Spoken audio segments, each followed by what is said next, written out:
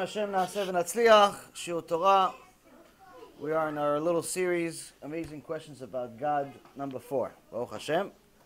Baruch Hashem, there's plenty of material we can talk about. There's Parashat Shavua, there's Gemara, there's all types of Mussar books. There's plenty of material, but floor is open. If anybody has questions, we can answer them too. So, anybody have questions, or we know everything about the Torah, we could just start with Chidushim only. What it seems to suggest that it's a problem for a man to be very particular about his look. I know Halakha it's not for men to be like a woman in that respect, okay. But that counted against yourself very much. So what would be the cutoff point when it comes to that? Good question. As far as looks, a man is not allowed to be a woman. So in today's age, there are many men that spend an obnoxious amount of time in front of the mirror. That already by itself is not allowed. When a man is more worried about his looks than his wife, that's already a problem. Many men take care of themselves better than than their wives take care of themselves, and perhaps even better than they take care of their wives. So that's a problem. Wife wants to go to get a pedicure, a manicure, to take care of herself. They say, no, it's too expensive. But him, he goes tanning, he goes manicure, he gets this, he gets that. So that's already a problem. It's a psychological problem and a spiritual problem. Also, men that behave like women, where they do all types of eyebrows and things like that, is not good. On the other hand, it doesn't mean that a man needs to look like a dog. He's allowed to take care of himself. He's allowed to groom himself. You're not allowed to look like you just came out of a cave, because that could also turn into be a chilul Hashem. We learn this from the Gemara in Masechet Shabbat. It says that a man, a Talmid Chacham, that walks out of the house with a stain on his shirt, simple stain on his shirt, en lo chelek l'olam haba, loses olam haba. Why? Just one stain? That's it? What's the pshat? What's the meaning of this? Stains happen. I actually saw somebody in Beit Knesset yesterday that knows a little bit of Torah, also had a stain on his shirt. What's the problem? If it's a stain that he can't fix, meaning he has a stain on his shirt, but he's already out, he can't go back to his house. His house is 2 hours away, an hour away, no problem. It happens. If it's a stain, it's on Shabbat, and he doesn't have another shirt, no problem. As a matter of fact, it's actually Kiddush Hashem, that he keeps it on because it shows people he keeps Shabbat. Because you're not allowed to clean the shirt on Shabbat. But if it's a stain that he's able to do something about, meaning he just he's right outside of the house, but he's too lazy to go back inside. Who cares about the stain in the shirt? He says, En lo lechelek l'olam haba. Why no share of the world to come? Why to such an extreme? Give him a few slaps in the face, send him to jail maybe. No share of the world to come. Why? He says, because if he's a Talmid Chacham, that means he's going to teach something. And if he teaches Divrei Torah, that's Divrei Elokim Chaim. That's Hashem Yitbarach talking. When you teach Torah, it's like Hashem talking. Same thing, no difference. Why? Hashem wrote Torah. It says when Hashem's talking, but you have a stain on your shirt, they're not going to listen. So in essence, you're causing other people not to listen to Hashem. It's Chilul Hashem. Chilul Hashem, Chayav Mita. So it's the little things that count.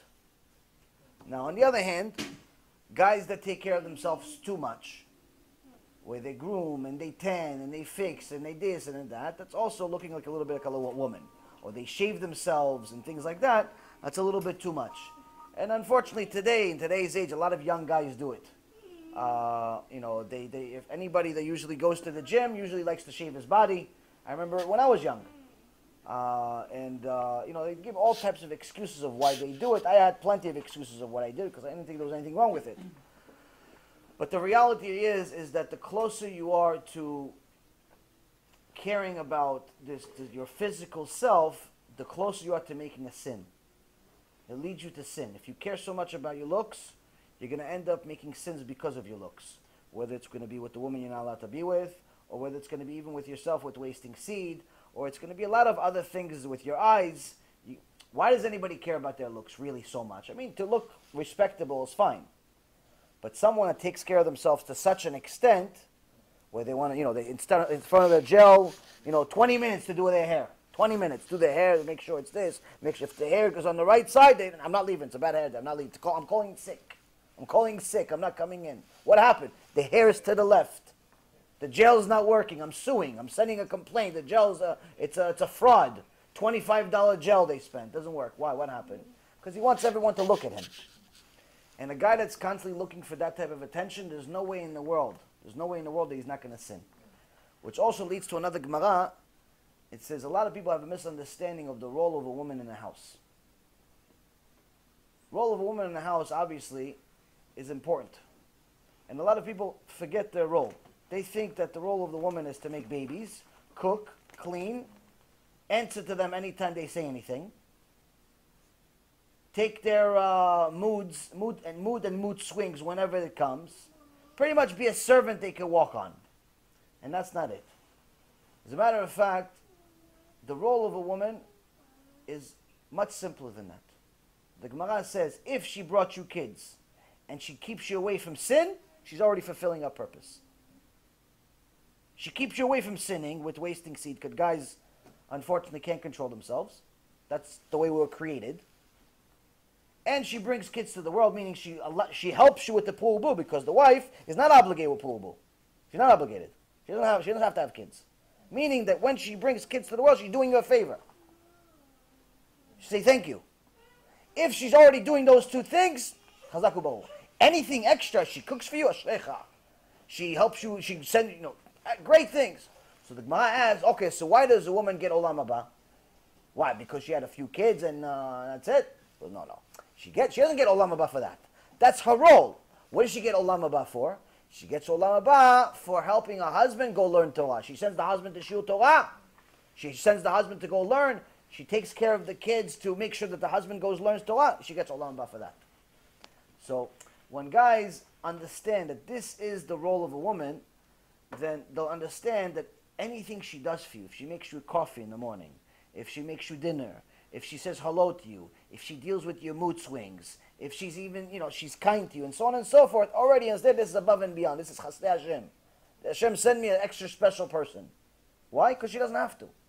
Now, on the other hand, a woman that's, Rabbi Nissim again, Allah Shalom, used to say, says, a bad woman waits for her husband to ask for tea, and then she makes him. If he asks for tea, she makes him tea. That's a bad woman. Evil woman. A good woman doesn't wait for him to ask. Why? Because if you're going to support him to learn Torah, you're going to support him to have yeshuva da'at, so he's focused on Torah, you're not going to wait for him to be starving before you give him food. You're going to think, okay, my role, I'm going to get olam haba. I'm going to make sure that my husband is constantly learning. If he's thinking about him being hungry, if he's thinking about him being thirsty, if he's thinking about anything else, then that means he's not thinking about Torah. So what's my role? My role is to go bring it to him before he thinks about it. That's a good woman. So, expanded answer to your question. Next question. Go.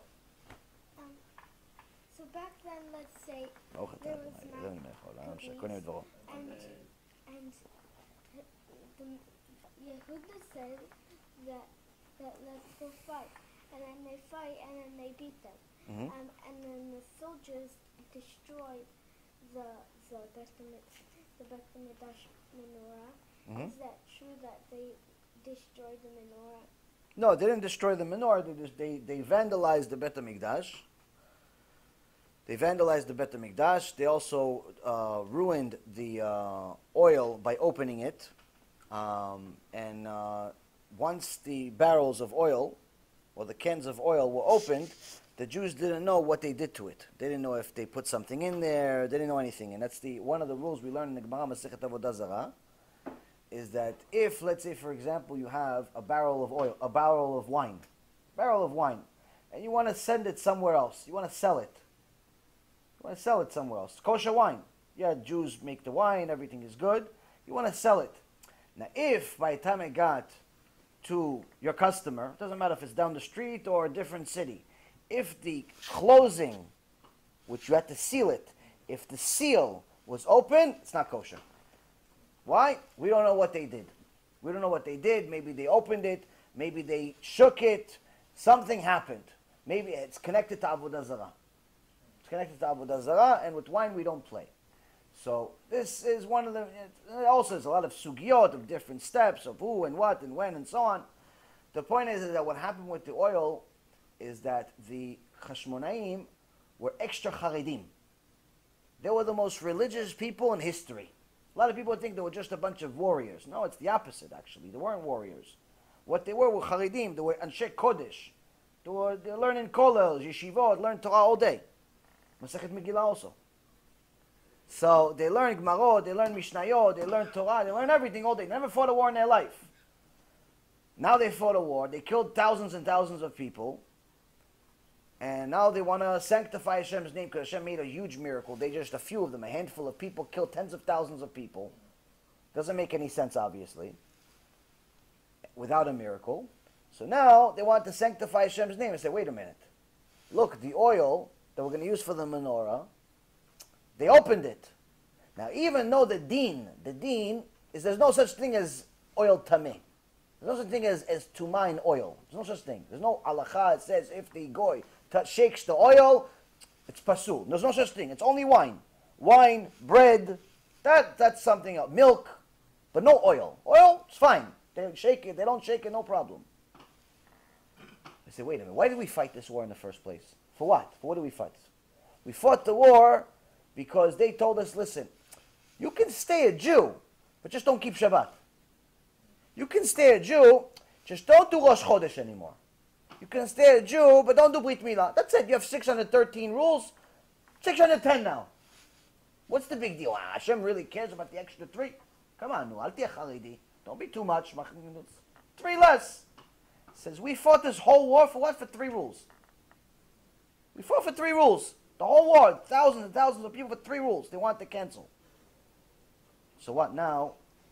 The whole thing was for them, was the Greeks wanted to show that we're fake. We're fake religious. We don't really want to keep everything. So we fought the whole thing to be makpid on all the rules. Here we have, this is one of the things that the Greeks tried to do. They tried to infiltrate the religious world by saying, listen, it doesn't really matter. Like, the mitzvot don't really matter. What are you such a machmir on? What are you so stringent on? So by us using the oil, we're actually proving them right. We're proving them it doesn't really matter that it's not sealed. Even though there's no rule for it, it still certifies that they're right. So you know what? It does matter. Even the oil that there's no rule for it, chas v'shalom, somebody doesn't know that and thinks the oil is treated like wine, that he sees us using the oil of the goyim, it's not worth it. It's chilul Hashem, we're not going to use it. We have to go find regular oil. And they looked and they looked and looked until they found 1 barrel, and because they were such machmirim, Hashem made a miracle and they gave him 1 barrel, and or 1 can, and that can lasted for the 8 days. But it's mamash, the how stringent they were with the law is one of the things that most people don't know. Most people think they were just a few warriors that got a miracle with a can of oil. The reality of it is it's that these people were the most religious people in history. The whole war was just a few laws. That's it. Next. This is calling out my name. It's calling out my name. It's staring at me. Karet. Ma ze? Karet. Oh, karet. It's one that I... It's Rambam. How to... okay. What exactly is it? Ma ze karet. Okay, so let's see. So, karet... Many stories. Huh? We hear many stories, but what's the reality? Tachlis of what karet is? I broke Shabbat, I don't want to keep Shabbat, I get karet. What is the bottom line? Okay. Karet is the following. The Rambam explains it in Mishneh Torah, a few different places, in Ilchot Tshuva, and there's a few serious things about it that are very necessary to know. Now, I'll read it for you. The retribution beyond which there's no greater retribution, meaning the worst possible punishment that there is that the soul will be cut off and not merit this life. And it gives you a source in Sefer Dvarim, 1531.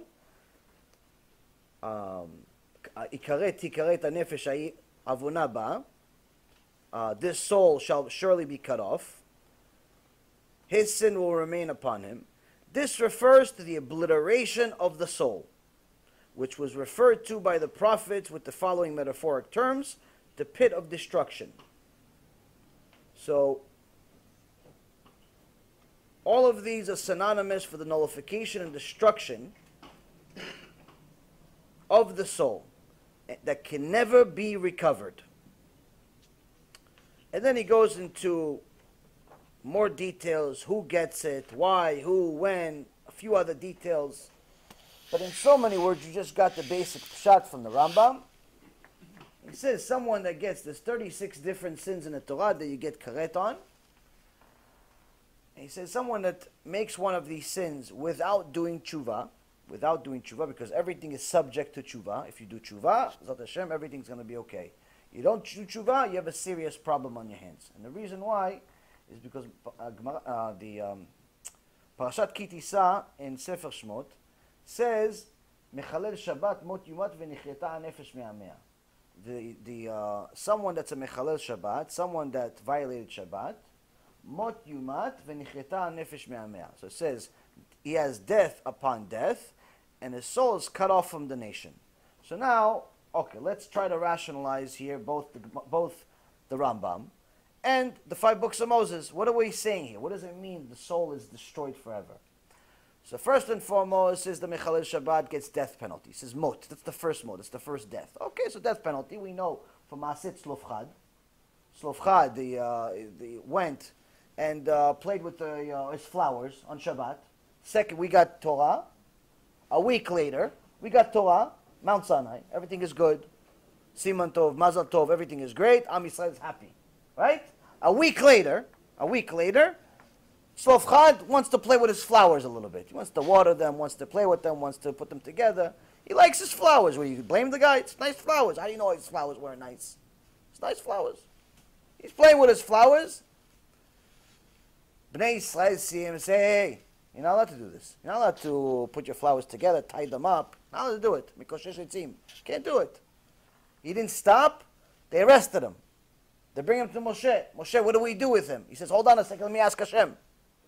What, Moshe doesn't know the Torah? Moshe was in Mount Sinai already 120 days. What he knows? He knows it's Navi, Kodesh. What does he know?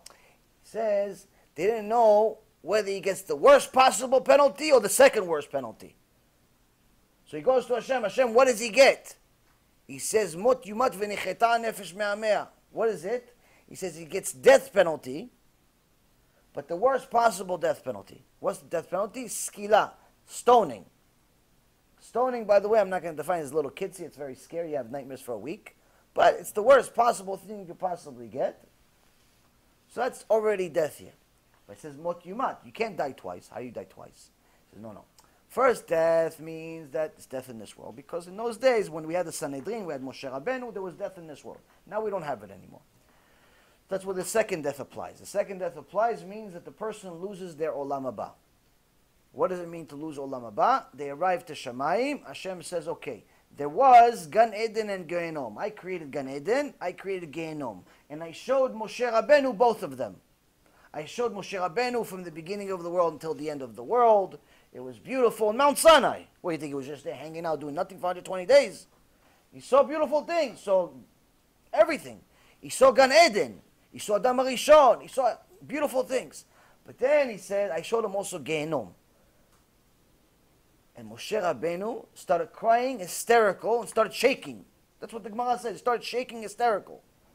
He says, what is this place, Hashem? What is this place? He says, this is where I punish the Reshaim. That's where I punish them. The Reshaim is what I do with them over here. He says, so Hashem says, I created Gan Eden Gehenom, but you didn't do tshuva, you made a sin of karet, you didn't do tshuva, Gan Eden is not an option for you. You only have Gehenom. How long Gehenom? Gemara, Masechet Rosh Hashanah, page 17, says, forever.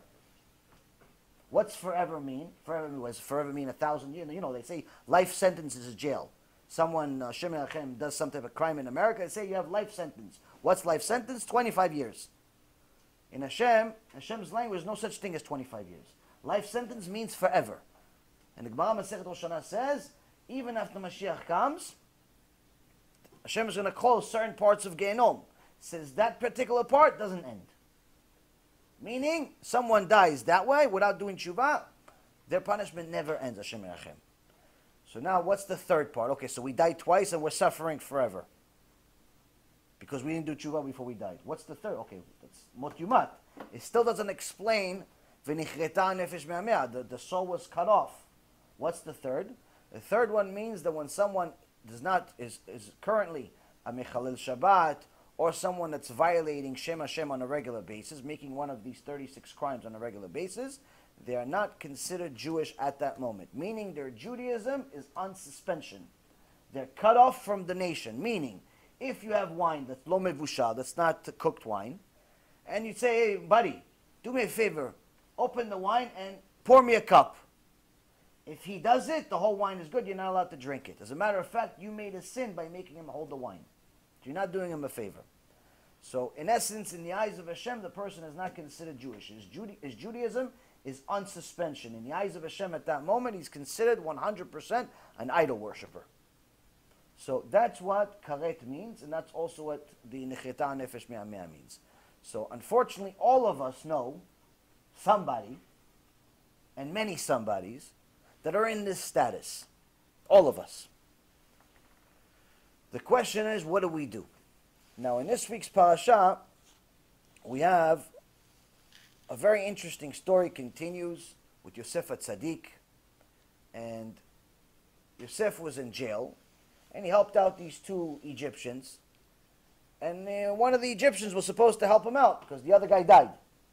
The second guy went back to his position, but he forgot Yosef, and then Paro has a couple of dreams and needs somebody to interpret the dreams. And none of his necromancers can interpret them. So then the Sarah Ofim says that, hey, the Chamberlain of cupbearers. He says, Paro, I'm sorry, I made a mistake. I forgot to tell you there's actually somebody that I owed him a favor. A couple of years ago, he helped me out. He translated my dream. But he actually helped me out so he could help you out. But here it says something a little different. When he said he could help you out, he didn't say it in a very nice language. What do you say? It's some ivri.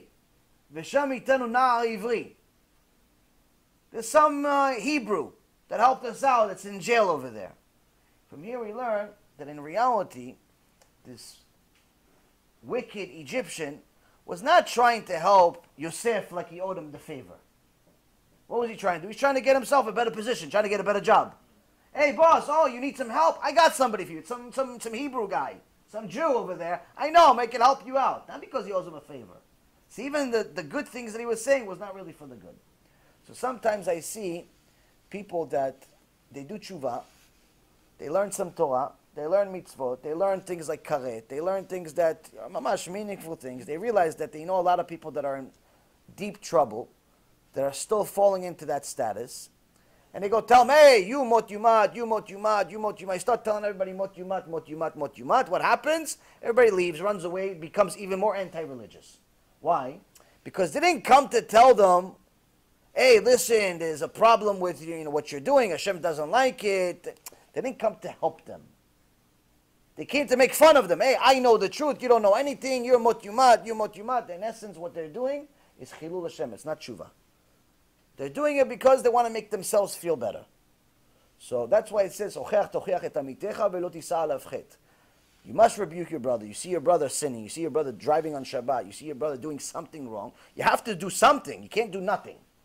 But don't get to a point of making a sin. Meaning, have the right intentions. This guy, this Rasha, in this week's parasha, he didn't have the right intentions. He owed Yosef HaTzadik a favor, but he didn't have the right intentions. The only thing he cared about was himself. So whenever we're going to tell people these hard things that I just said, you have to do it with care. Meaning, you have to make sure you know who you're dealing with. If it's a complete stranger, you never met him ever in your life, to start a conversation like that is not usually a good idea. Usually it's better for you to bring him to a lecture, let him hear it from me. Let him hear it from the speaker, because if they hear it from a speaker, it's not directly to them. They may feel it just as hard, but they know it's not. I'm not pinpointing them specifically. Oh, you did it, you did it, you did it. Whereas if it's coming from you, you're telling them one-on-one, they could get offended. The second thing is to make sure that you're telling them the information in a way where it's not sounding like you're insulting them, like you're wishing them bad. Tell them, listen, everything is subject to tshuva. You can do tshuva. I did it. I was worse than you, or at least as bad as you. If I can do it, you can do it. Give them some hope. So this, unfortunately, some people, what I just said, some people take it too far, and they pretty much, they're so worried about offending people, they don't say anything at all. And for that is the reason why we lost Bet HaMikdash. In the Gemara it says, Hashem Yitbarach told Jeremiah, Anshe Emunah Avadu. We say it in Tefillah every day. All the men of truth, we lost them. What does it mean we lost all these men of truth? It says once Hashem realized no one wants to say the truth anymore. No one wants to tell people stop driving on Shabbat. No one wants to tell people stop being intermarried. No one wants to tell people stop stealing. No one wants to tell people anything. They're so worried about everybody else's feelings, no one says anything anymore. Hashem says, I don't have any more Anshe Emunah, I don't have any more men of truth. I have to destroy the Bet HaMikdash. Why? Because there's no way anyone's going to do tshuva. Without someone telling somebody something, no one's going to do tshuva. So we can't get from one extreme to the other. We can't say in a way where it's insulting and it's destroying them. At the same token, we can't go to a point where we're not saying anything and people are driving on Shabbat and intermarried for 20 years and everything's okay. And that's one of the things we also learned from the Shvatim when they leave Yosef's house after the first meeting. They don't know it's Yosef. And then they open up their bags on the way and they see there's a bunch of cash in their bags. And say, what did God do to us? Like God did it to them. Like he has nothing to do with his time. What did God do to us? What they said, Bemet. That's what did God do to us? What does it mean? What does it mean? What did God do to us? The pasuk is Ivelet Adam tesalef darko ve'al Adonai yiz'af libo. Shlomo HaMelech says the stupidity of man leads him to sin. Foolishness of man leads him to sin, and then he gets mad at Hashem for punishing him. So they say, what did God do to us? They're not complaining against Hashem, like, yeah, Hashem, why? He says, what do we do to get to this point? What kind of foolishness did we do? Oh, remember what we did? We sold our brother. When he was begging for us for his life, we threw him into a hole. There was nothing in the hole. What was in the hole? Akravim and nechashim. There was scorpions and snakes. And he was screaming his lungs out, asking us for help. We didn't say nothing. That's what happens. That's why now we have a problem with this king. Who's this king? What's going on? That's the foolishness. So we can't get to a point where we do nothing. And then one day Hashem Yitbarach says, hey, listen, I give you an option. Your friend was a Mechalel Shabbat. 5 years you didn't say nothing to him. Your other friend was going out with a non-Jew. 5 years you didn't say nothing. Your brother was this. 5 years you didn't. Your whole life, a bunch of people were Mechalel Shabbat, you didn't do nothing. Your whole life, you had a bunch of people that were sinning, you didn't say nothing. Now you go up to Shamayim, and not, of course, they have a problem. But the person that didn't say anything, Gemara Masechet Shabbat, page 54 says, it's as if they committed the sin themselves. Meaning in Shamayim, they come to Shamayim, they're happy. Oh, Mashiach is here, I'm so happy, it's so great. No, what are you happy for? You're going to get punished. Why? I kept Shabbat. He goes, no, you Mechalel Shabbat. I'm a Mechalel Shabbat. I kept it every week. I went to the Keilah. I prayed. Everything is good. He goes, you didn't keep nothing. You had a friend. You had a brother. You had a son. You had a sister. You had someone. You didn't say anything to them. You didn't even try. You get the deen. You get the deen. So that's one of the things that's very, very troubling to me personally in this generation is that there's very, very few people that are willing to say the truth. So now saying the truth is not easy. Typically, it gets you a lot of enemies. This is the reason why all of the prophets, if you notice, had difficult lives, to say the least. And many of them were killed by the people. If you look at some of the stories, I mean, vicious, vicious deaths. There's one major story about Zechariah. Zechariah, they cut him up to pieces. And when Nebuchadnezzar sent his army in there, Nebuzaradan came in And he saw there's a bunch of blood on the floor, boiling. Boiling like you made tea, boiling water. But the blood's boiling in the middle of, for hundreds of years. He goes, what's this? What is this? Boiling blood. He goes, no, it's nothing. It's nothing. Nebuchadnezzar's like, listen, I'm not a fool. What is this? What is this boiling blood? Listen, it's korbanot. We did sacrifice. So it's a special magical thing. You wouldn't understand. You wouldn't understand. You're from Babylon. You don't understand. So okay, so bring korban. Show me. I want to see. Show me. I want to see how you guys make blood boil. I just killed a million people on the way here. No blood boiled. No, show me how it boils. So they did a korban. The blood's not boiling. It's like, oh no, it's a fashla. It's a mistake. We'll try another one. It's not happening. He goes, listen, if you don't tell me, I'm going to kill all of you. What is this boiling blood? He said, listen, chatanu avinu pashanu. We sinned. We sinned. What we sinned? We used to have a prophet, told us the truth, told us to stop violating Shabbat, told us to stop wearing tight clothes, told us to stop acting like goyim, told us to stop being like goyim, and we didn't like it, so we killed him. And that's his blood boiling all this time. So Nebuzaradan says, I'm going to avenge him. And he started killing everyone. He killed the rabbis. He killed the kids. He killed a sea of blood. And he kept going back to the area, and he sees the blood still boiling. And he screamed to Shemaim, and he says, Zachariah, I killed all the good ones. Do you want me to kill the rest of them? And the blood stopped boiling. The blood stopped. Calm down. So Nebuzaradan did a kal vachomer. He did a argument in his head. He said, listen, if this is the punishment that happens to the righteous, they weren't all wicked, these people. They were righteous. They just made one mistake. If this is the punishment they get, look how many people he killed with his own hands. Look what happens to them, and they're righteous, these people. What's going to happen to me if I don't do tshuva? He took off all of his army stuff. He sent a letter to Nebuchadnezzar that he killed himself, and he joined the line of all the Jews and converted to Judaism. And his descendants got to such a high level, they had Ruach HaKodesh. Point being is that even if someone like Nebuzaradan can do tshuva, if the Gemara is mentioning that somebody like this did tshuva, none of us Baruch Hashem, made such a crime. So if tshuva is available to him, it's available to everyone. That's the biggest point of the story. If someone like him can do tshuva, anyone can do tshuva. Even your friend or your brother or your sister or your this or your that hates God, that hates religion, that hates this and that hates that and works, anyone can do tshuva. You just got to go to them in a different approach. Bring them to a shiur, give them a CD. One way or another, you have to be clever. Hashem gave you an imagination, use it for this. Next question. In last week's parasha, why were the cupbearer and the wheat bearer, why did they believe Joseph so easily with the Jews? Like obviously it came to fruition several years later, but why didn't they laugh them off and it's so easy to believe what he was saying? Right. The same reason that for the same reason that Paro, you see here when Yosef HaTzadik tells Paro the dream. Now, Paro had many people, many smart people, many wizards, necromancers, all types of magic, witchcraft, and so on. And he says, nobody knew anything. How does he know they didn't know? Well, you told me a dream right now, and I told you, you told me you had a duck and a dog in your dream, and this, that means you're going to be rich next week. Okay, so just write me a check now.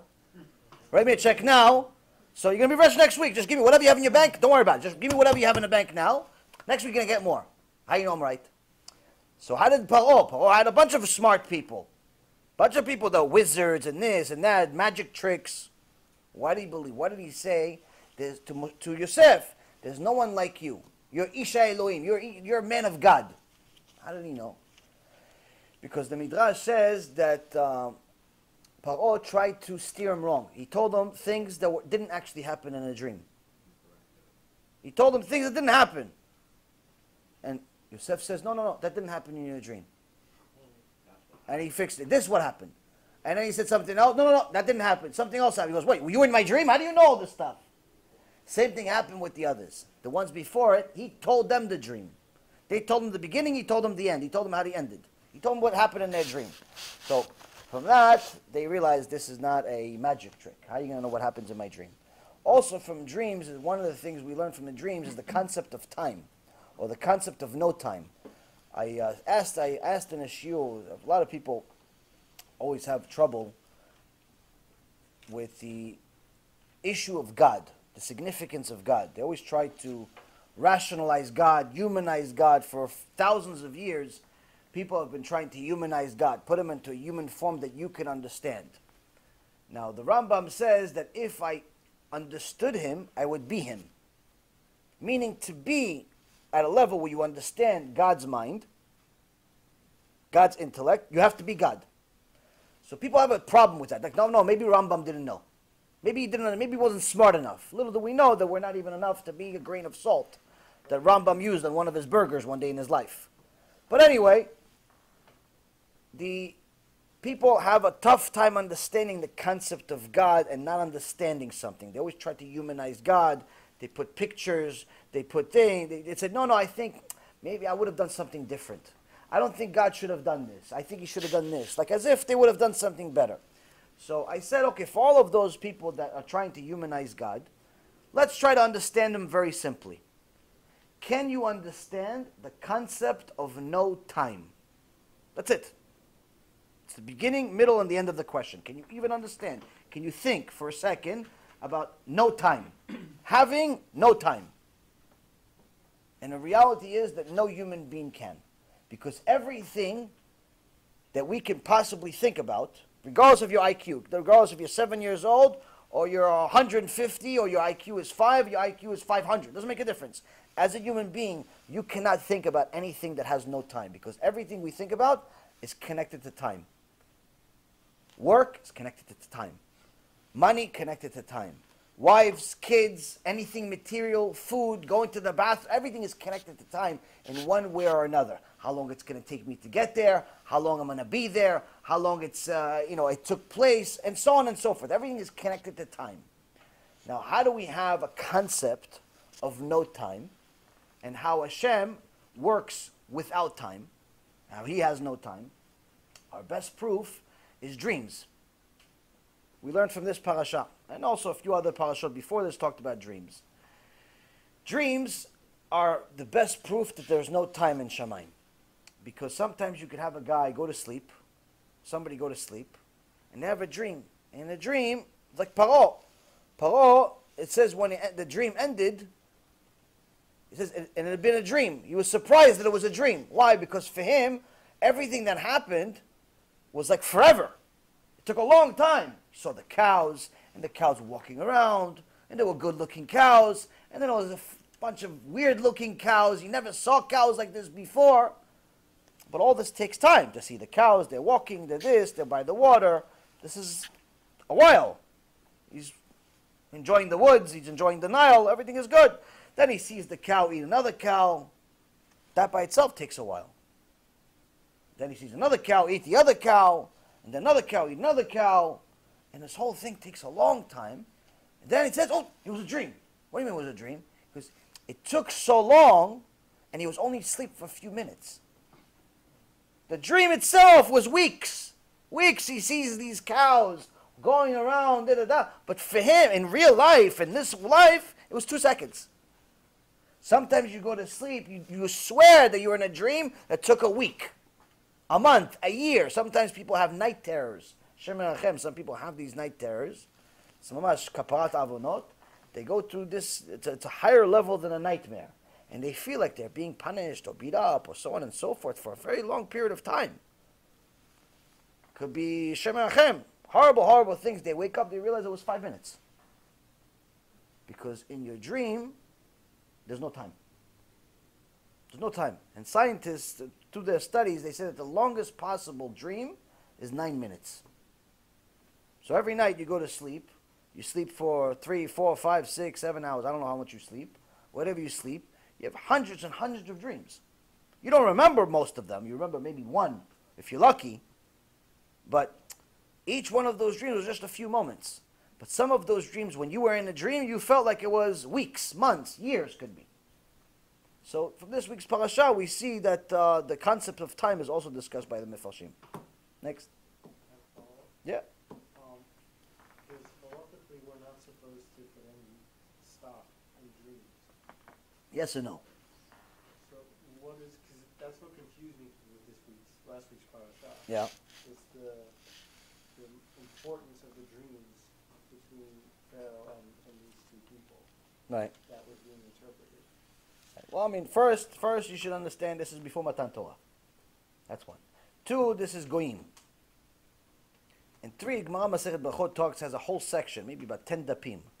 10 dapim Gemara Masechet Brachot that talks about dreams. It says that most dreams are complete nonsense.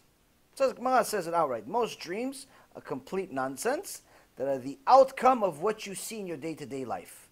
You saw an elephant, you're going to have a dream with an elephant. You saw a fast car, in your dream you're going to have a fast car. Maybe you're going to have a car with an elephant head on it. Who knows? If you saw both of them the same day or the same week. Your dreams in general are going to be mostly nonsense. Once in a while, and it gives you a few signs, once in a while you're going to have a dream that's 1/60th of nevuah. 1 part of 60 of prophecy. Once in a while. Some of the signs we actually learned from this parasha also. We also have another source from Nebuchadnezzar, which is having the same dream twice. Some say 3 times. But here we see from Paro twice. I think Nebuchadnezzar was 3 times. But either way, it's multiple times to have the same dream consecutively. Not like you had it now and the next time 3 years later you had the same dream. I had a dream when I was a little kid. I used to dream I was a Superman every week. I never became Superman. I had the dream a bunch of times. I never became Superman. So, as far as dreams are concerned, its first sign is to have the same dream at least twice in a row. Second thing is, the significance of a dream is if you dream it in the morning, right in the hours before you wake up. That carries much more weight than dream that you're going to have at night.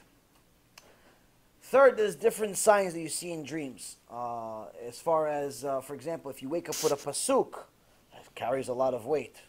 If you dream about snakes, it carries a lot of weight. If you dream about losing teeth, it carries certain weight. And so on and so forth. But only if you had the same dream more than once.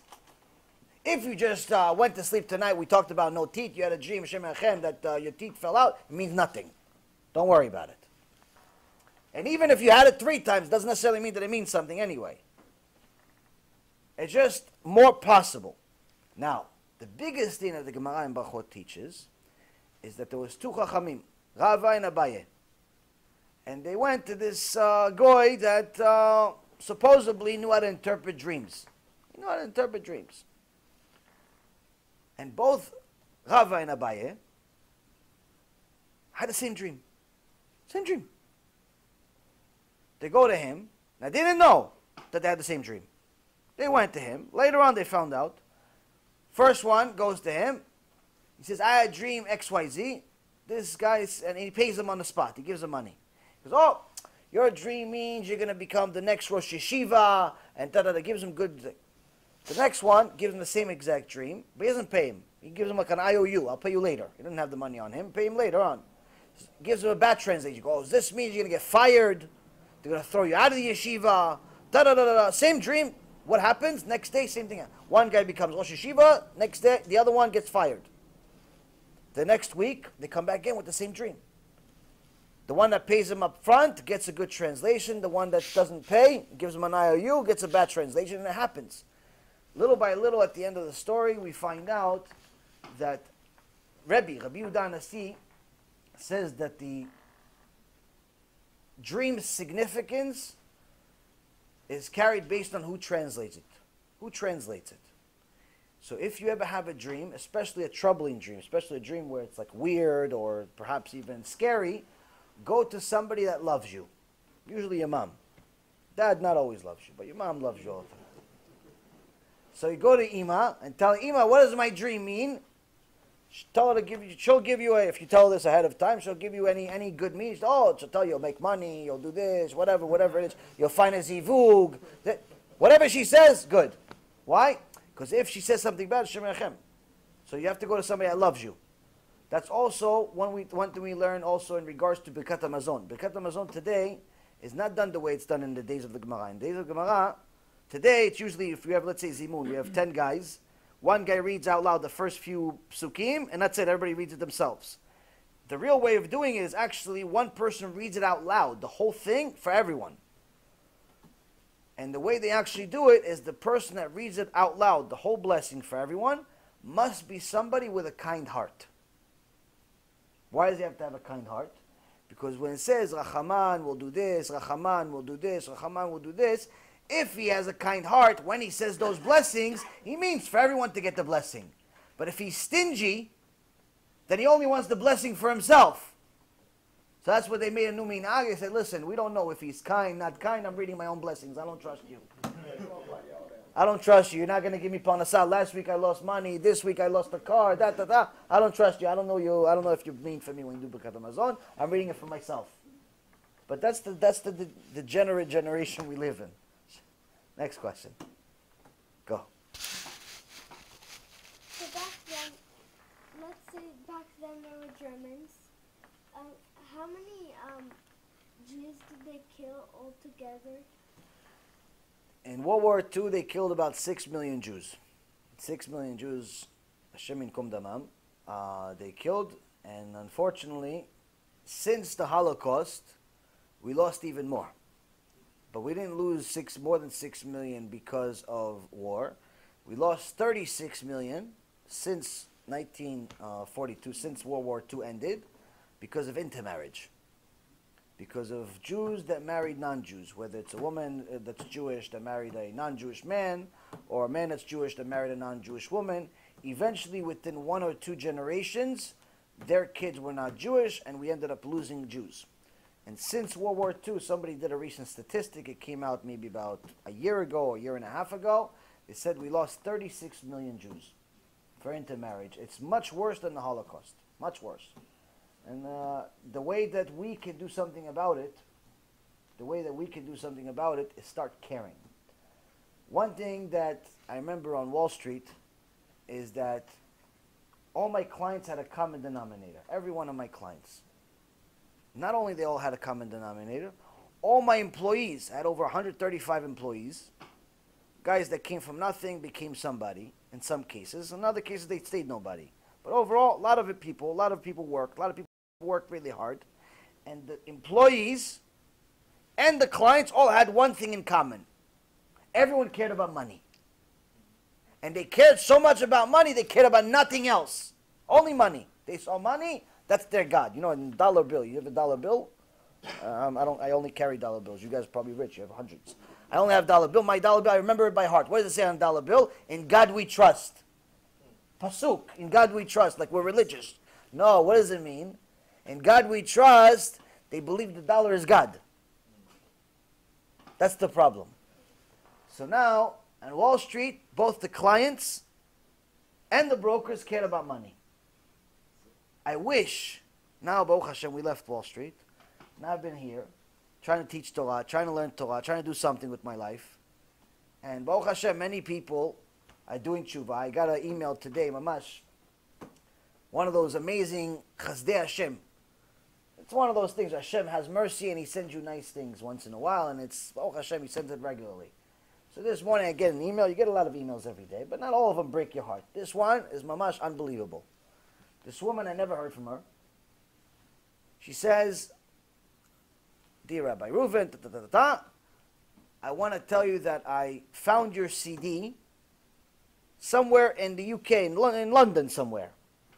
I found your CD and decided to put it in. I had no connection, no understanding, no nothing. And I decided I'm going to convert to Judaism. Now forget it. She didn't have a boyfriend that's Jewish. She didn't have a husband that's Jewish. Nothing. She's not connected to Judaism in any way, shape, or form. She doesn't know anybody that's Jewish. Nothing. She saw a CD. She said, oh, this looks like an interesting story. She put it in. She says, right now I'm in the process of converting to Judaism. Somebody invested $1. Somebody invested $1 into that CD. Now you're going to have a Bat Yisrael Kedosha. And Bezat Hashem is going to do mitzvot. That person that donated $1, it cared enough, well, he's actually saved the neshama in the world. There's 8 billion people. In God we trust. The God, though, is the God that actually does everything, that actually makes the dollar, that makes everything else. And the one thing that I see is that on Wall Street, they care a lot about money. They care about that God. But in the religious world, not everybody cares so much. Not everybody cares. For different reasons. One reason is that the God we trust, one on a dollar bill, has no Yetzirah. Yetzirah actually helps you go chase the money. Don't go to shul. Don't go to shiur Torah. Don't go pray. Don't go learn. Don't do anything. Why? Keep working. Stay busy with dollars. But to actually help people do tshuva, to help people actually learn Torah, for you to do it, for you to bring other people to do it, no, Yetzirah interferes every way, shape, or form that he can. All of a sudden you're busy. All of a sudden there's a flat tire. All of a sudden there's a fight. All of a sudden there's an argument. All of a sudden there's a customer. All of a sudden there's a phone call. Something always happens to interfere. So how do we get to a point of actually overcoming this? I actually spoke at a yeshiva last night, and I asked the guys a question that you would think is a reasonable question, that is more like a rhetorical question where everyone would say yes. So I asked, I'm on a yeshiva, there's, I don't know, 30 guys there, and I asked them, how many of you want to be Talmidei Chachamim? For a career, that's what you do. How many of you want to be Talmidei Chachamim? You figure, you're in a yeshiva. This is the crowd. If I go to a baseball game and say 90,000 people, how many of you want to be Talmidei Chachamim? No one's going to raise their hand. Why? It's 90,000 people. They're there to see baseball. I go to a football game, say how many people want to be Talmidei Chachamim? No one's going to raise their hand. Say, get out of the way. Get out of the way. The quarterback is about to throw the ball. But you go to yeshiva, you say how many people want to be Talmidei Chachamim? You expect, I don't know, if you have 50%, 60%, 90% maybe if it's Kedoshim, something, at least one, right? Not one hand. Not one hand. Not one hand. They're doing it because they believe in Torah, just like you. They believe in Torah.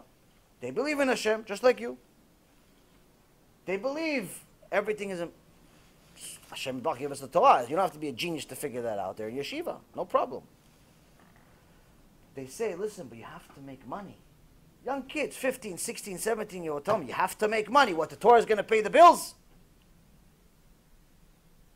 So I said to them, yes, Torah pays the bills.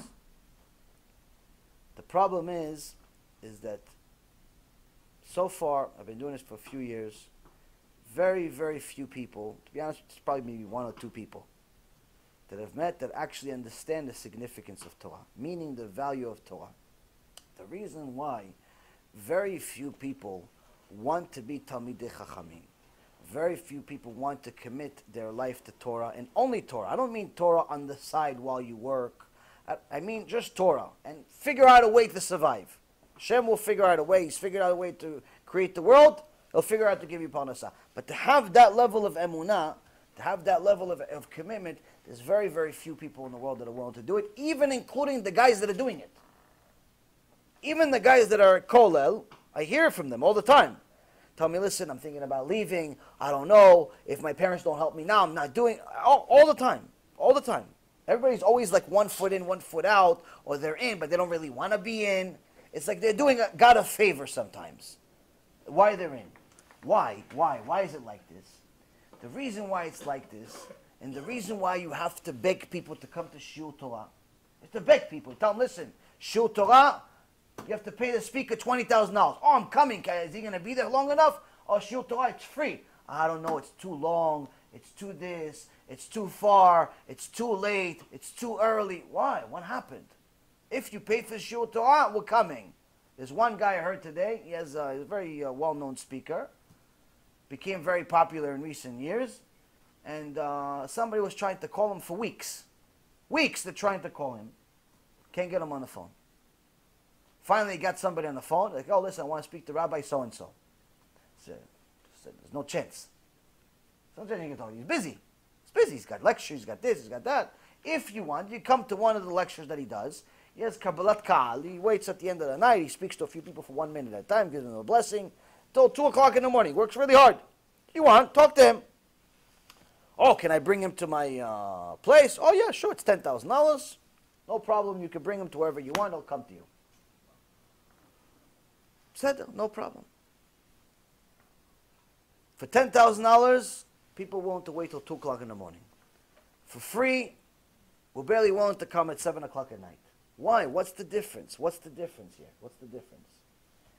The difference is that very few people understand the value of Torah. What's the value of Torah? In the book of Jeremiah, chapter 33, verse 25, Hashem Yitbarach says to Jeremiah, Im lo briti yomam v'layla, chukot shamayim v'aretz lo samti. If not for my covenant, day and night, the rules of the world will cease to exist. What's the covenant? Chazal says that our sages, Zichronam Livracham, say, the covenant is the Torah. The covenant, if there isn't somebody in the world learning Torah, at some point, 24 hours a day, the rules of the world will cease to exist instantly. Not like Noach, where he sent Noach, he told him, listen, build a teva, 120 years, maybe they'll do tshuva, maybe not. No, no, no. If there's not somebody in the world at any given moment learning Torah, world ceases to exist. So now when I told these Talmidei Yeshiva, and I told them, listen, you guys think that you're just here, no one knows who you are, you never wrote any books, no one ever has any real chidushim that anyone cares about, no one knows you, no one this, no one that, you think that you're not important. Little do you know that there's probably at some point during the day that you're learning that maybe, just maybe, nobody else in the world is learning, Hashem Yerachem. And if that happens, it doesn't matter if you're Talmid Chacham. It doesn't matter if you're a Gdol Ador. It doesn't matter if you're a big sofer, a big rabbi, famous, not famous, charge 10,000, charge free. It doesn't make a difference. You learning Torah at that moment, you're holding up the world. Now it has a different value. Now that career you wanted to have in law, or in cars, or in medicine, or in jewelry, or in something else, can never go to be at the same level. Why? Because it doesn't matter how much money you make in diamonds. It doesn't matter how much money you make on Wall Street. It doesn't matter how much money you make on legal firms or in anything else. You will never hold up the world. Ever. There's plenty of rich lawyers. There's plenty of rich doctors. There are plenty of Wall Street guys. There's plenty of all of them, and none of them are significant in the world as far as to that extent. Why? They're not learning Torah. If they're learning Torah, then Hashem. But that's what we don't understand. We don't understand the value of Torah. We don't understand that the Torah is the only reason this world exists. So, in the Sefer Malachi, Hashem Yitbarach rebukes Am Yisrael to another prophet. Every one of these prophets, that's all they did, rebuke us, rebuke us, rebuke us. And this is also the prophet that he told them that he loves Yaakov and he hates Esav. Et Esav saneti. So he says,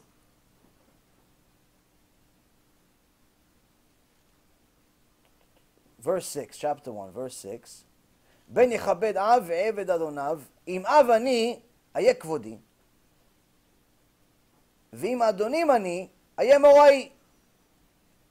He says, a son will honor his father, and a servant his master. If I'm your father, if God is telling you, if I'm your father, where's my honor? Every father, the son's supposed to honor him. If I'm your father, where's my honor? And if I'm your master, where's my fear? How come you're not scared of me?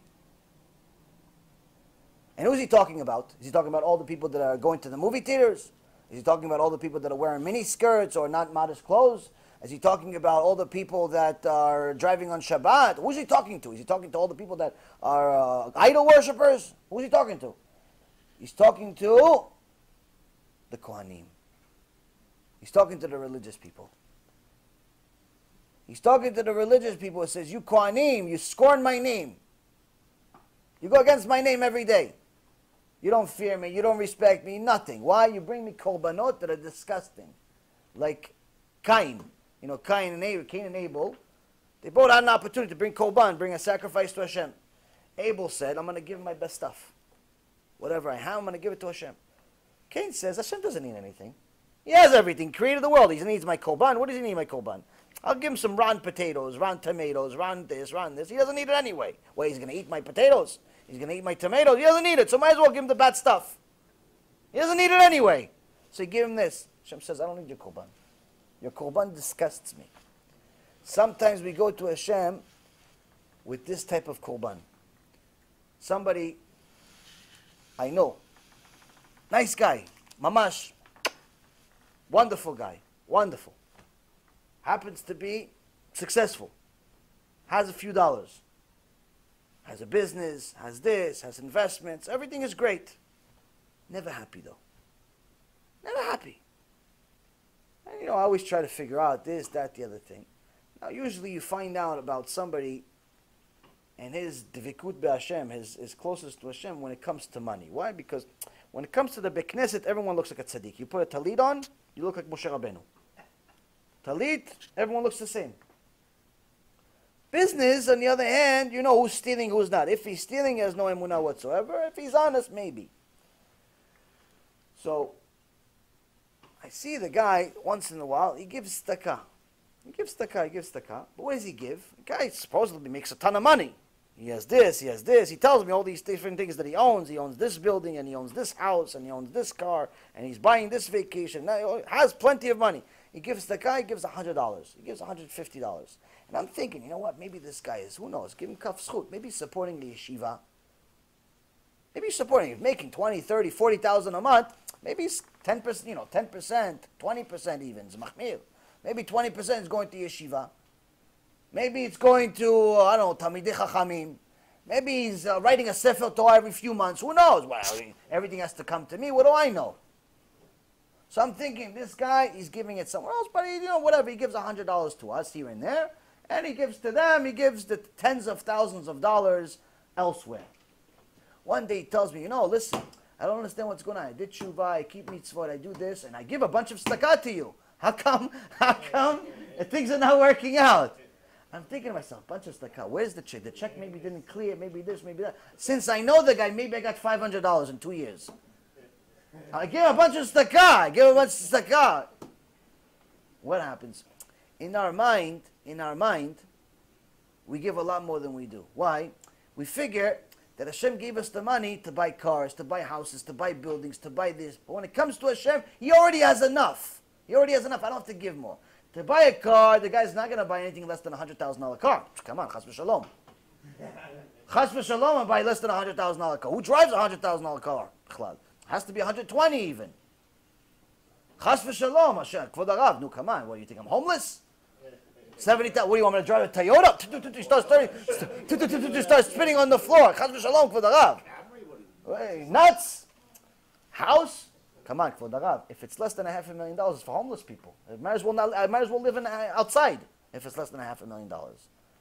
For houses, we could spend $500,000. For cars, we could spend $75,000, $100,000, $200,000. For watches, there's nobody that wears a watch less than $5,000 anymore. If it's $5,000, it's like he's just starting out. He's 25 years old. If he has a business, minimum, $15,000 to $25,000. Why? What kind of watching? What do you want? Maybe I'll just wear a Psycho and that's it for $30. If it's not $15,000, might as well not wear it. For all of those things, we go with machmirim. We buy the whole house. We'll borrow money. We'll do this. We'll gamble. We'll put everything on the line. I'll put everything on black just to make sure I have enough money to buy the watch. But we never think about mitzvot. No, it's too expensive. Why? You have a mezuzah that's less than $60? Why is it so expensive? $60 mezuzah for the Rav. Why is it so expensive? $60. You bought a house for $1 million. You can't buy $60 mezuzah. But this is our logic. Our logic is flawed. Our logic is mamash. And that's what Hashem says. You religious people. We're not talking about the people who do nothing. We still have to bring them in. We're talking about the people that are keeping. Think they're doing so much, but in reality, we're not doing anything. In reality, if we compare what we're supposed to do versus what we're doing, we have a lot of work to do. All of us, myself first, more than anyone here. We have a lot of work to do. And that's why Hashem says to the prophet, he says, where's the fear? Where's the kavod? Where is all of this? Now, why does this really matter? Because at the end of this prophet, where chapter 3, he talks about Mashiach. He says, Ineni sholeach malachi, upinat derech lefanai, upitom, yavo elecha lo ha'adon. He says, behold, I'm sending my messenger, meaning the Mashiach, and he will clear the path before me suddenly, pitom. Suddenly Mashiach is going to show up one day. It's not going to be like a warning. Everyone's going to get an email. Hey, listen, guys, in like 3 months, he's showing up. Or like, people like the text message today. Say, look, Donald Trump, Gimatria, Mashiach ben David. Every day there's a new Gimatria. Mashiach ben David, Donald Trump. Oh, look, we got capital of Israel is Donald Trump is Yerushalayim. Wow, Mashiach's coming. What people need to understand is the Mashiach is not going to be what all it's cracked up to be. The Gemara says that not everyone's going to be so happy. Where do we get it from? Here. This prophet. He says, who can bear the day of his coming? Who can survive when he appears? For he will be like the smelter's fire and like the launderer's soap. He will sit smelting and purifying silver. He will purify the children of Levi and refine them. Means the children of Levi. Me, the children of Levi. Religious people. Oh, not even just Levites, all religious people. The children of Levi, they're considered the religious people. Rambam says, Avrechim, that's children of Levi. And refine them like gold and silver. And then he says at the end, I'm going to skip a little bit. It says, for I am Hashem, I have not changed. And you, the sons of Yaakov, you have not perished. Meaning you've stuck around all this time. But for some reason you think that I changed. Maybe I changed the law. Maybe because Moshe Rabbeinu didn't have a car, he didn't drive on Shabbat. I didn't change. Nothing changed. Nothing changed. Whatever I wrote for Moshe Rabbeinu 3,300 years ago is still relevant. I said back then you're not allowed to be intermarried. Not allowed to be intermarried. I said back then you're not allowed to drive on Shabbat. Not allowed to drive on Shabbat today. Nothing changed. Nothing changed. So when the Mashiach comes, you're going to have to show up with whatever you brought so far. What korban did you bring? You bring a $100 korban, you did Hashem a favor? Or you did something more significant? And that's some of the things that we learn. We learn a lot because this parasha connects to it. A few other things connect to it. People need to understand that doing a half of a mitzvah is not really going to help you that much. Do it at least as much as you do everything else in your life. You go to work, you don't do half a job. You do a whole job. When you do mitzvah, do a whole mitzvah. Don't do a half of a mitzvah. I'm not saying don't do everything or do nothing. Obviously do. But the point is that we have to exert a little more effort in whatever we're doing. There is a guy that I keep trying to convince him to wear tzitzit. Trying to convince him to wear tzitzit. He's like, yeah, but he's a smart guy. He's like, yeah, but it says that only if you have 4 corners. Only if you have 4 corners. You wear tzitzit. If there's no 4 corners, you don't have to wear tzitzit. That's actually halakha. You don't have, if there's 4 corners, you don't have to wear. But the Gemara in Masechet Menachot, page 43, says the following. They ask, Kvod Harav, if I don't wear tzitzit, do I get punished? He says, let me ask the angels. In those days, I could ask my books. They asked angels. So they asked Rav Katina. Rav Katina spoke to an angel. Angel came to him. He spoke to him. He says, in Shamayim, angel. You're in Shamayim, you go in Shamayim, you know what's going on up there. It's angel. So it's first-hand information. And he says, in Shamayim, do they punish for not wearing tzitzit? Because it says, Halakha says, if you have 4 corners, wear tzitzit. So technically, you don't have to. If you don't have 4 corners, you have a round shirt, like pretty much all clothes today. You don't have to wear tzitzit. So he asks him 2,000 years ago, he says, angel, do me a favor, find out, go to Hashem, ask him, do you punish for not wearing tzitzit? He says, during times when there's a decree, when there's a negative decree on the world, we punish everyone, especially people that shortcut. When do we punish with no tzitzit? During times like we are right now, Hashem Elechem. So that's, I don't think I told him yet, so I'm going to try this week. What do you guys think? You think it's going to work? Still not going to work? Hashem Elechem. Give it a shot. This sounds like a tough nut. They all are. They all are.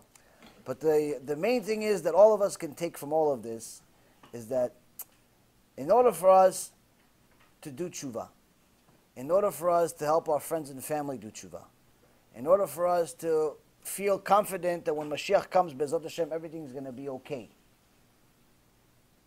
it has the same common denominator. Same common denominator. We have to care. That's it.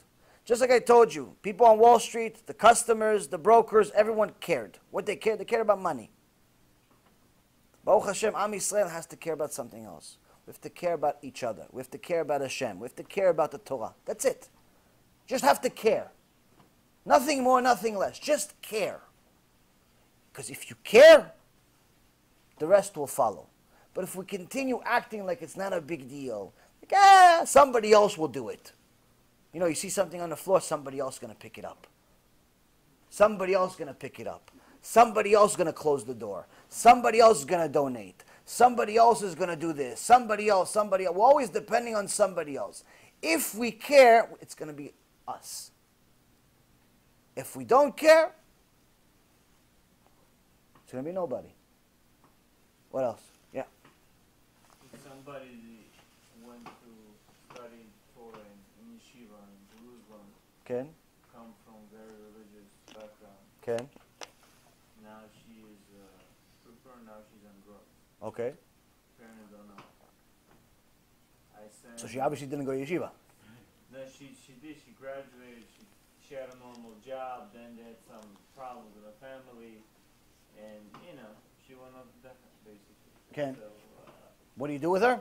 I sent Mizrahi's video, even Alon and Anav, because Rabbi Alon Anav was basically the same case. Mm-hmm. Mizrahi, she said, I know, and I know what's gonna happen to me. Okay. I'm like, then why do you do it? Okay. And she's like, it's too much for me. I can't handle it. She knows the truth, but she can't handle it. And now she started listening, then she just dumped it back. Okay. Family doesn't know what's going on with her. Okay. Moved to a different state. Right. What do you do? One of the things that the Vilna Gaon takes from the prophets, he says that, and also the Rambam before him said it, is that in order to do tshuva at the end of days, right before Mashiach comes, you actually have to have zchut. You have to have merit to do tshuva. And the reason why the Tanaim in the Gemara Masechet Sanhedrin, they ask him, what's going to happen at the end of days? Who's going to be saved? Who's not? How do you get saved? Rabbi Eliezer ben Orkano says, you want to be saved before Mashiach comes, you have to do Torah and Gemilut Chasadim. Okay, fine, great. It sounds easy enough. He goes, no, I don't want to be alive to see it. Not him, not the other ones. No one wants to be alive to see the Mashiach. Why? It's big schut. He goes, no, it's going to be too hard. It's going to be too hard to fulfill all you need to do. It's going to be too hard. Why? It's going to be a lot of tests. A lot of unusual things. A lot of religious people becoming not religious or anti-religious. A lot of people that, are supposed to be a friend become your enemies. A lot of rabbis turn into crazy people. And so on and so on. A lot of strange things are going to happen at the end of times, where it says in Gemara Masechet Sotah, page 49, it says a list of different things that are going to happen at the end of days. And mamash, you read it, you look at it, it's like reading a newspaper, and you get scared. You get scared.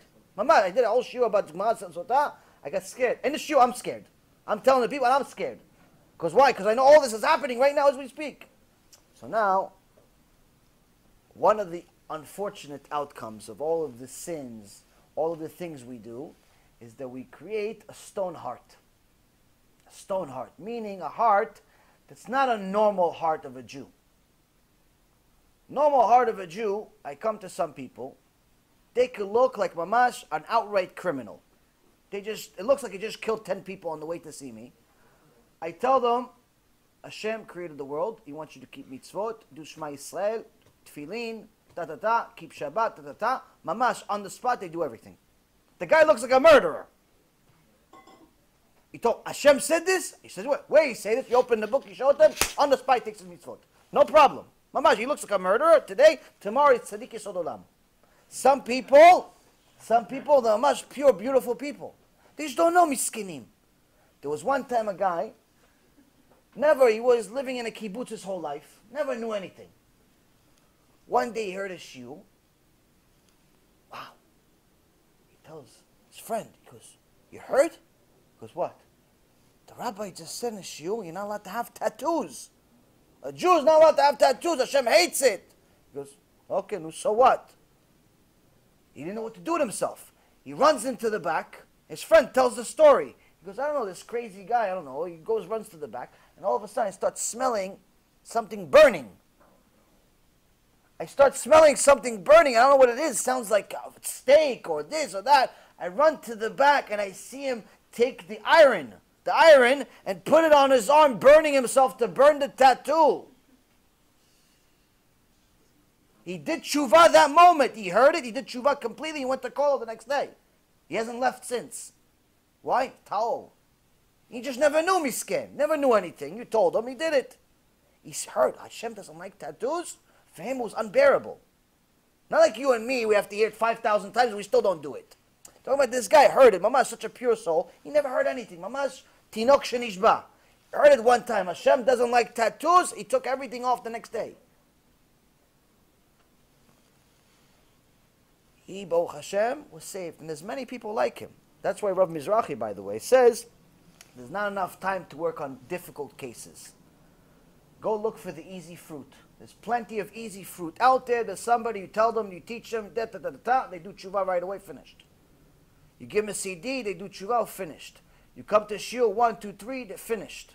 There's plenty of easy fruits out there. There's plenty of people, like this lady that sent me an email. She picked up the CD. She put on the CD. Right now, she wants to be more religious than all of us. There's plenty of those, Baruch Hashem. There's 8 billion people in the world. I bet you many of them want to do it. Jews, non-Jews, and so on.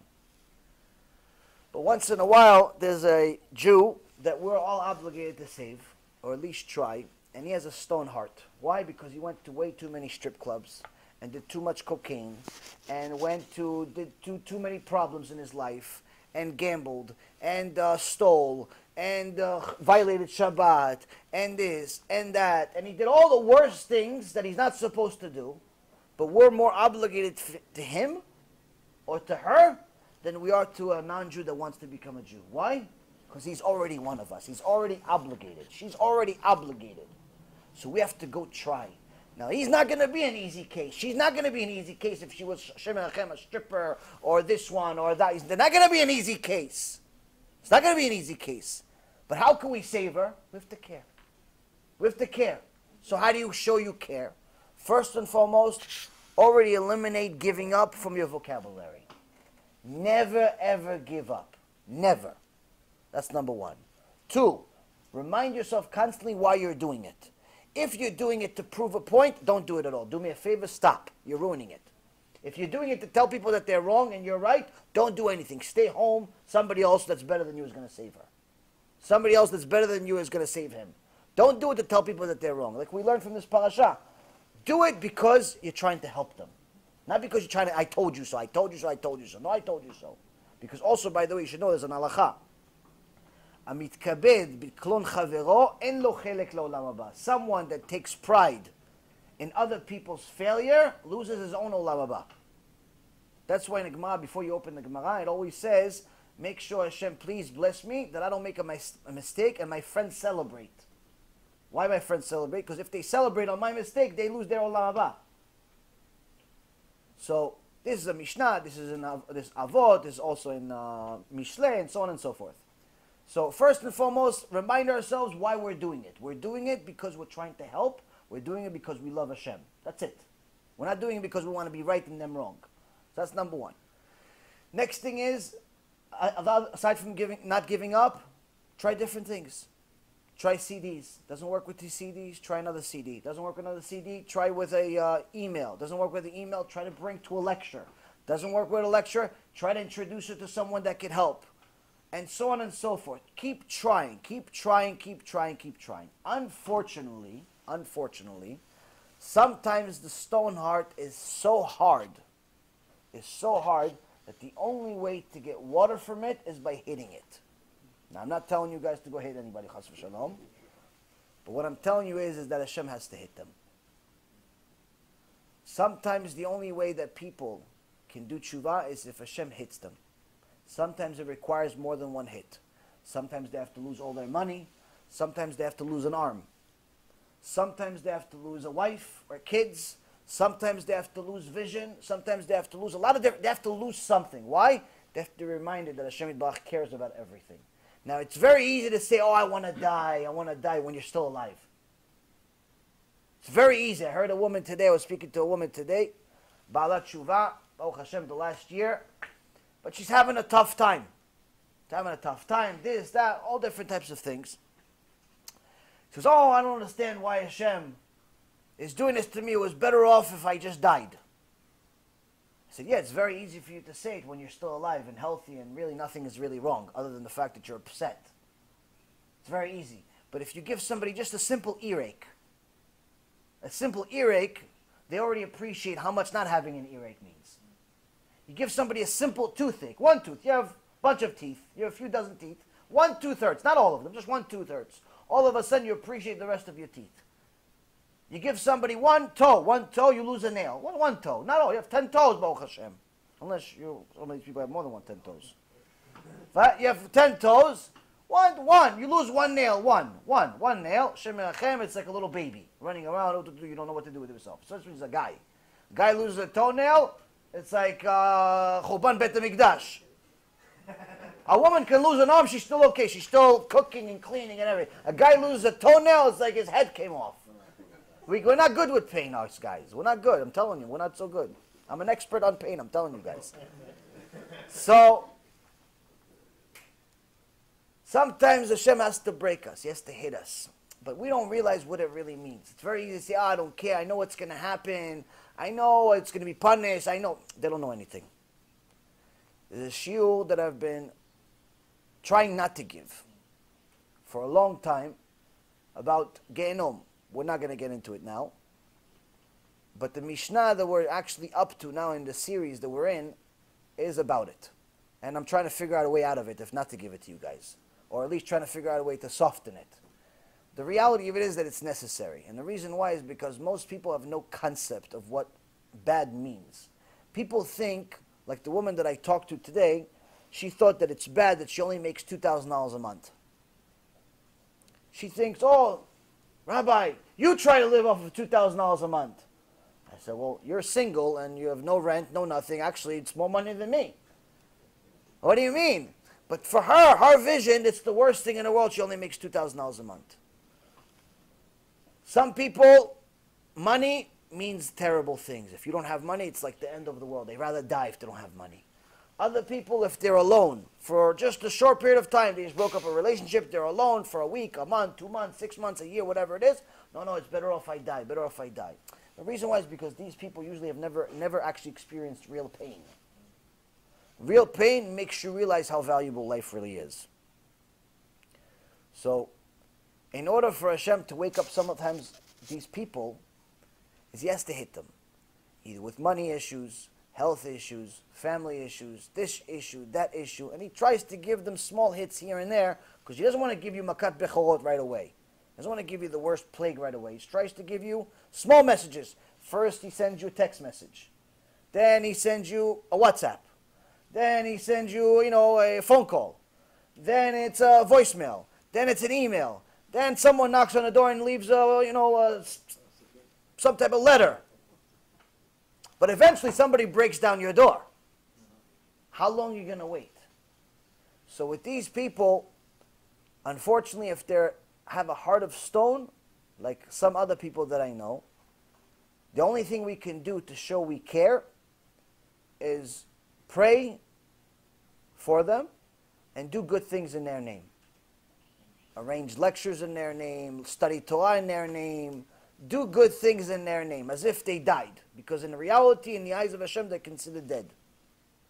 Rasha, b'chayav nichshav met. Someone that's considered wicked in the eyes of Hashem is considered dead in his own life, while he's still alive. So, you should treat it as if that. There's a very famous story from Rav Nisim Yagen, Alav Shalom. He says there was a young girl, maybe 5 years old, 6 years old. She heard from her teacher that on Shabbat you light candles. But she came from a family of kibbutzniks, who were anti-religion. So she came home and she said, Abba, Ima, I want to have candles for Shabbat. He said, no candles in this house. No candles in this house. The next week, again, the little girl is excited. Abba, Ima, I want to have candles for Shabbat. Shabbat, Kodesh, no candles. Enough with the candles. We're not having candles in this house. Miskina, little girl, went to a little room. The third Shabbat, she doesn't ask anything, but she's gone. No one sees what she is. They're busy watching their television or whatever they are, and they realize after a little while, they haven't seen their daughter in a while. They go to her room, and they see this little tiny little girl, this little, mamash, cute little girl. She goes like this, you know, you do a Shabbat candle, and she has 2 candles in front of her, Nerot Neshama. What's Nerot Neshama? For dead people. She has 2 candles. And they say to her, honey, what is this? They knew what Ner Neshama is. What is this? Because this is, one is for Ima, one is for Abba.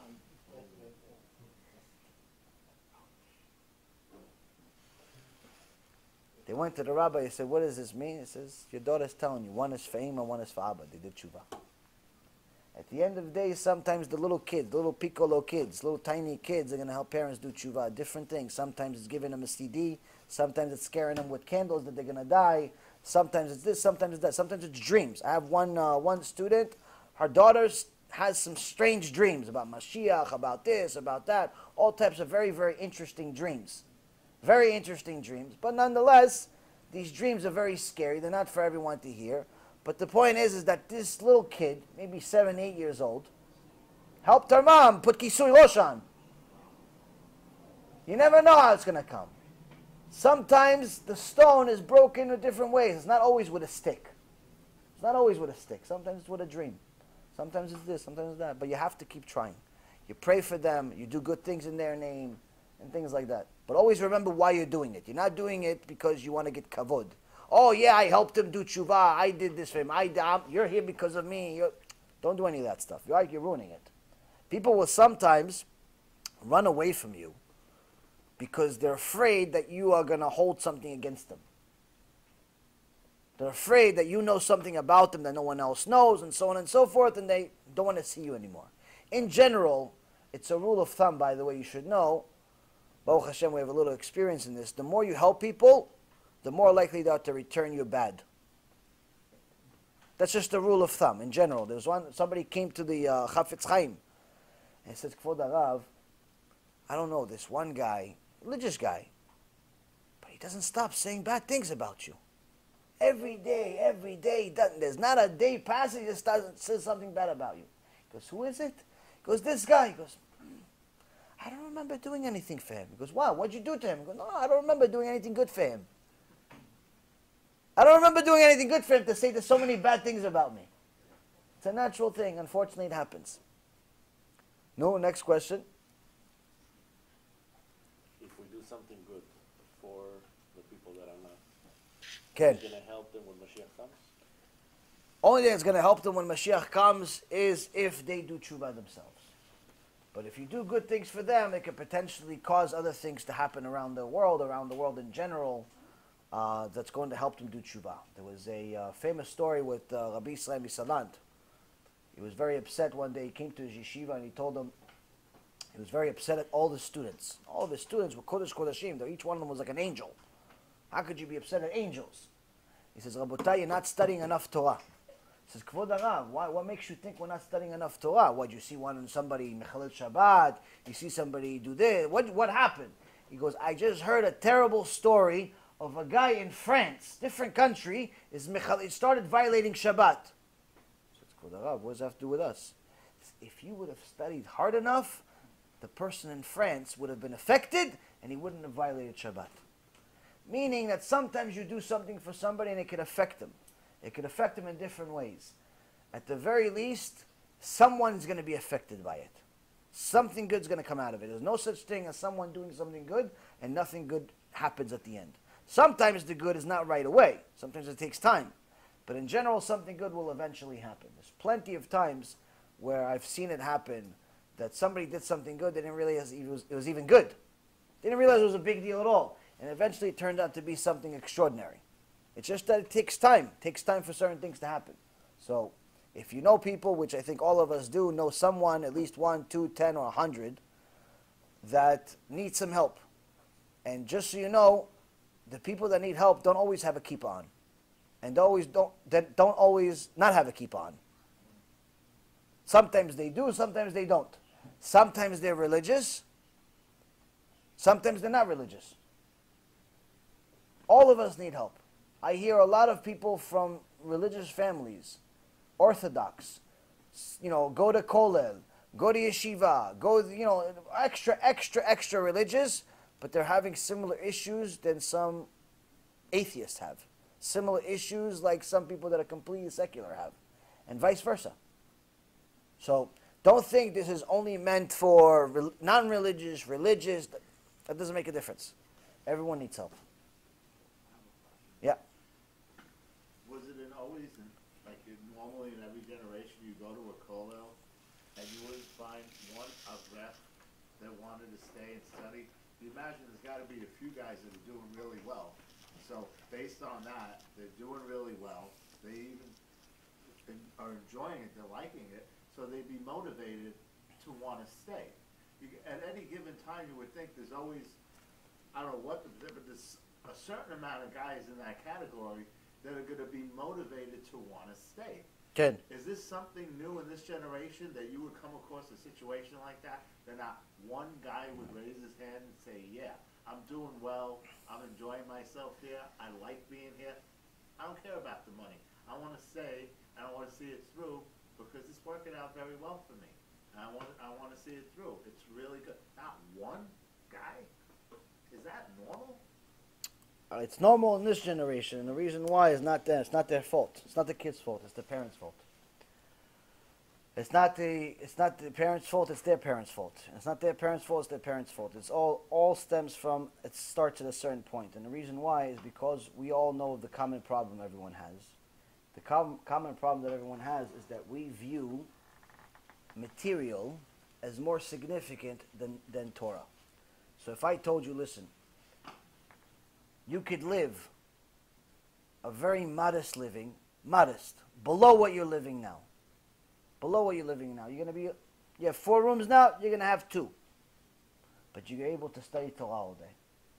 99 out of 100 people would not even consider it an option. And the one that considers it, 75% of the time is no. Why? Because we live in a world where people make millions and millions and billions of dollars over making your life convenient. So they made a phone so you don't have to go to someone's house and tell them, hey, listen, by the way, you can move your car. So you call them now. And the phone, now listen, chas v'shalom, I don't want to go to a grocery store. I can just order my groceries on my phone. Because I don't want to go to a grocery store. So you have an app to get the groceries because chas v'shalom, you go to the grocery store. So we have an app to bring you the groceries. And then the groceries, come on, it can't be groceries where it's bad fruit, bad this. If it's bad, you're taking it back. You have to be giving the best type of quality. Everything that arrives at the grocery store is the best type of quality. There's plenty of good stuff that's thrown out every single day. Garbage every single day. Why? It doesn't meet the upper echelon that you're willing to pay for. And the car that you have, chas v'shalom, you drive a little car with just 4 wheels. You have to have a navigation system for $3,000. And chas v'shalom, you don't have leather seats. Come on, who sits on something that's not leather? And our whole life is convenience. Our whole life, and we don't want to go to watch something somewhere else. Shiur Torah, no, I'll watch it at home. I'm not going to go to Shiur Torah. I'm going to put it on YouTube. I'm going to put it on. Everything is about convenience. Your whole life is about convenience. Even presents. To get a present for your family, you have to get your phone or your computer or someone to remind you that it's their birthday. You can't even be bothered to remember your wife's birthday or the anniversary something has to remind you. You can't even think for yourself. You have to be reminded. And who remembers their own home phone number? Who has a home phone? It's already in your phone. You don't even remember your own phone number. Somebody asks you, what's your phone number? I don't know, but just give me yours and I'll text you. I'll text you because you don't remember your own phone number. Why? Because you're used to the convenience of it being stored in your phone.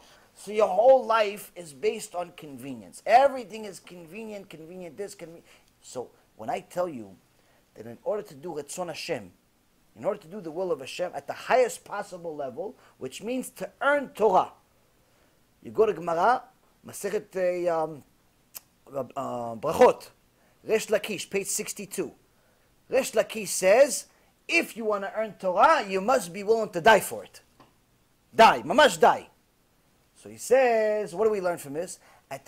Obviously we don't have to die. It says, get used to mesirut nefesh. Get used to being uncomfortable. How many of us are willing to be uncomfortable? I just said maybe you're going to survive on $2,000 a month. Half of you had to start sweating. $2,000. Chas v'shalom, for the Rav, chas v'shalom. My rent's only $3,000. What are you talking about $2,000? Where am I going to live? I'm going to be homeless. My rent is $3,000. My mortgage on the second house is another. Chas v'shalom, for the Rav. Were you cursing us? What is agrizim? What's going on here? Chas v'shalom. Just to watch, I bought for Hanukkah is. No one wants to be uncomfortable. No one wants to be uncomfortable. But that's the way you learn Torah. You have to get used to being uncomfortable. You have to be used to being uncomfortable. So that's the thing. We have to understand that the kids that are in that kollel, the kids that are in every yeshiva, they see you. They're not stupid. They're not blind. They see Abba and Ima. They see Abba and Ima. Abba cares about the Beamer. Ima cares about the Mercedes. Both of them care about the vacation they're going to go to Tahiti. Both of them care about this. They care about everything material. Why would the kids want to be Talmidei Chachamim? So all the parents are this way. 2 or 1. The vast majority of people in the generation period, the vast majority of people in the generation period are very materialistic. It doesn't mean everyone is. It just means the vast majority. I'm sure there are some people out there that are Kodesh Kodashim that are completely non-materialistic, and sometimes those very same people have a ton of money. They just care less for it. So it's not poslim all of Am Yisrael Chas v'Shalom, but if you look at the grand scheme of things, you know a lot of people, he knows a lot of people, everybody here knows somebody. Do you know anyone that's not materialistic?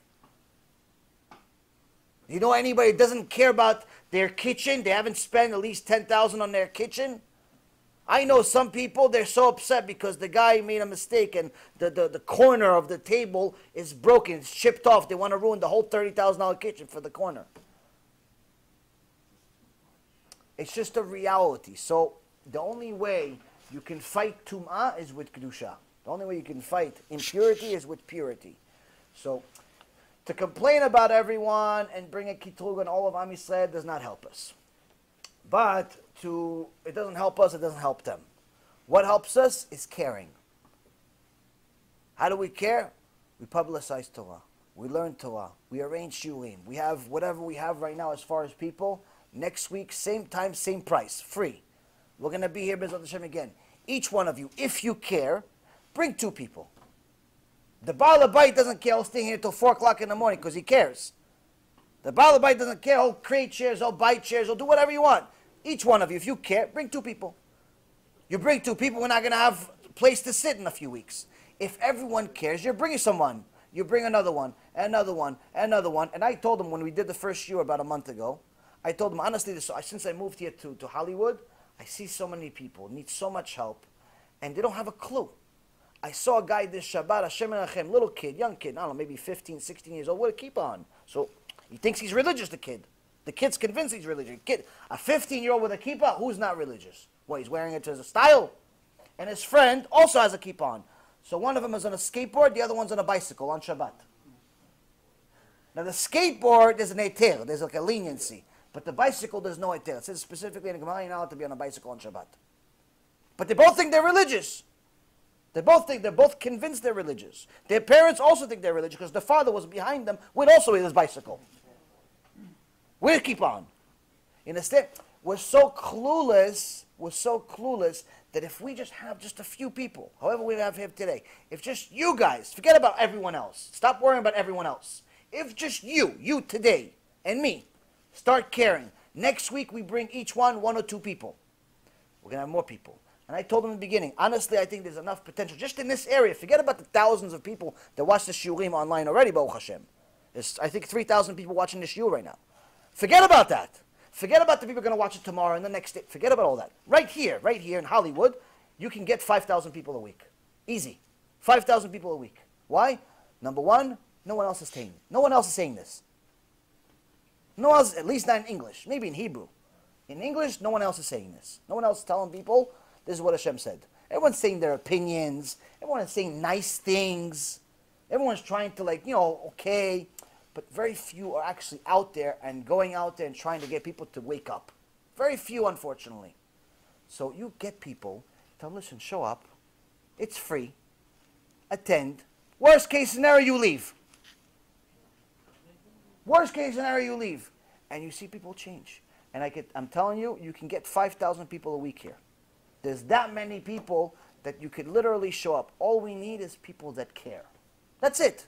No money, no nothing else. Just care. Once you care, the rest of it follows. Just have to care. Yeah.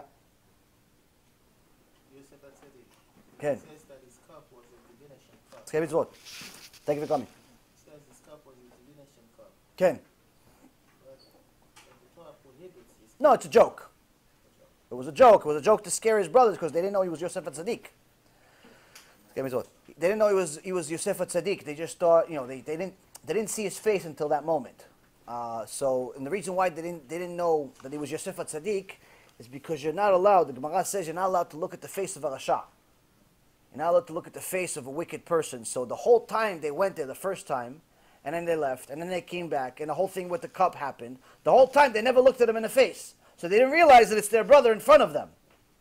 So when he put the whole thing, he put the cup in there to make them come back.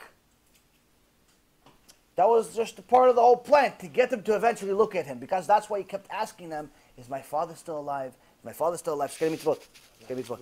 Skei mitzvot. Thank you. Skei mitzvot. So the whole thing is about getting them to look. Look, is my father still alive? Is your father still alive? They never looked at him. Why? Not allowed to look at the face of Rasha. Not look at the face of Rasha. Next. You had a question, friend. You had. Why there's so many, big numbers of religious people who were from birth religious, or at least look religious, completely going against religion? And I know I had family over from Israel, still over. They're a step away from Christianity. Ken, well, I mean. And these people live in Israel. I understand. These people studied Torah 30 plus years and anti-religion. I understand. And I'm sitting there like, Well, there's a few things, a few simple realities. Number one, the Christians, even though they're all idol worshippers, even though they all have serious problems in Shamayim, and they're all going to get punished for it, unless they do tshuva. They care. They care enough about their idea. They care enough about their idolatry that they're willing to put their money where their mouth is. And there's not a church that doesn't have all of its members giving at least 10% of their money. There was one time a blog, an article written by some rabbi who apparently has a friend that's a priest. And the rabbi told the priest, we're struggling for money. And he wrote about this story. And the priest said, you probably solved that problem at the end of the month. So the rabbi says to the priest, well, do you know something about my keilah that I don't? He goes, well, don't you get your maaser check, your tithe, they call it? Don't you get your tithe at the end of every month from your congregation? And he says, not exactly, no. Well, he goes, what do you mean you don't get it every month? Well, doesn't everyone give you 10% of what they make each month? Or maybe you get it every week because you guys are Jews, you're religious. He goes, everyone? What do you mean everyone? Because maybe 2% of the entire congregation of 1,000 families gives 10%. Maybe 2% of them. Meaning 20 out of 1,000 families give 10%. So, Mr. Priest, what about you? He says, maybe 2% don't give. Maybe 2% don't give 10%. They give 20. But there's no such thing as showing up to church with the Avodah Zarah there, with the Chilul Hashem there, with all the garbage of the world there, and people don't pay 10%. Why? They care. That's their schut. That's their schut. That's their schut, mamash. Unfortunately, that's a tool against us. That's a case against us. They care.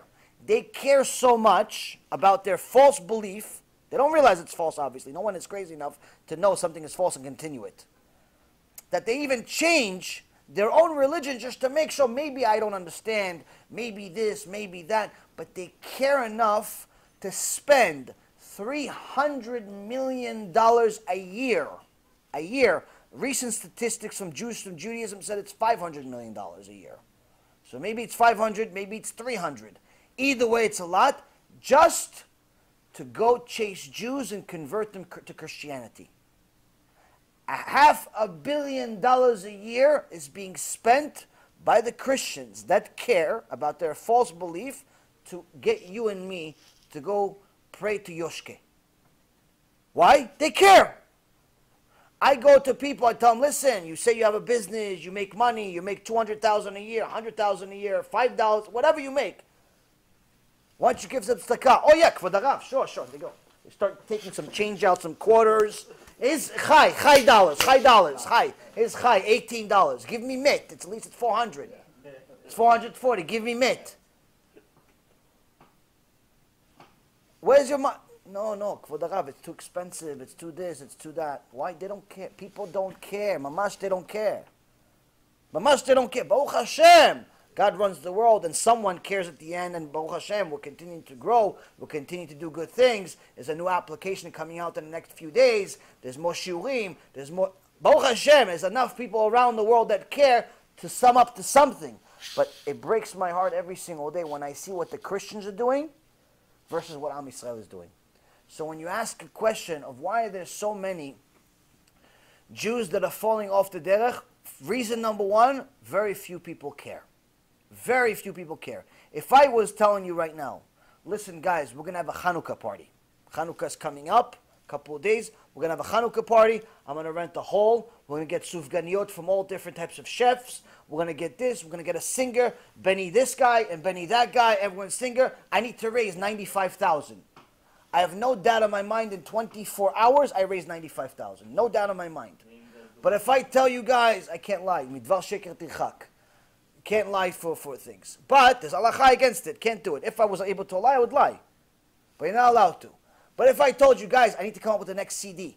Series that we have right now needs at least 10 CDs. Just the series that we're already not even finished with needs 10 CDs. Meaning, no less than $250,000. Forget it. Let's say I got a discount. I got a matching donor. I need 100,000, let's say. It may take me months. Why? No one cares. But Hanukkah party, 24 hours I get the money. 24 hours. You understand? So first reason why the Christians are succeeding is because they care. That's one. Two, Hashem Yitbarach gave us 10 commandments. He gave us 10 commandments. He gave us 613 mitzvot that stem from those commandments. If you look at the Rambam, Mishneh Torah, he breaks down all of the commandments, he breaks down all of the rules, says what this, what that,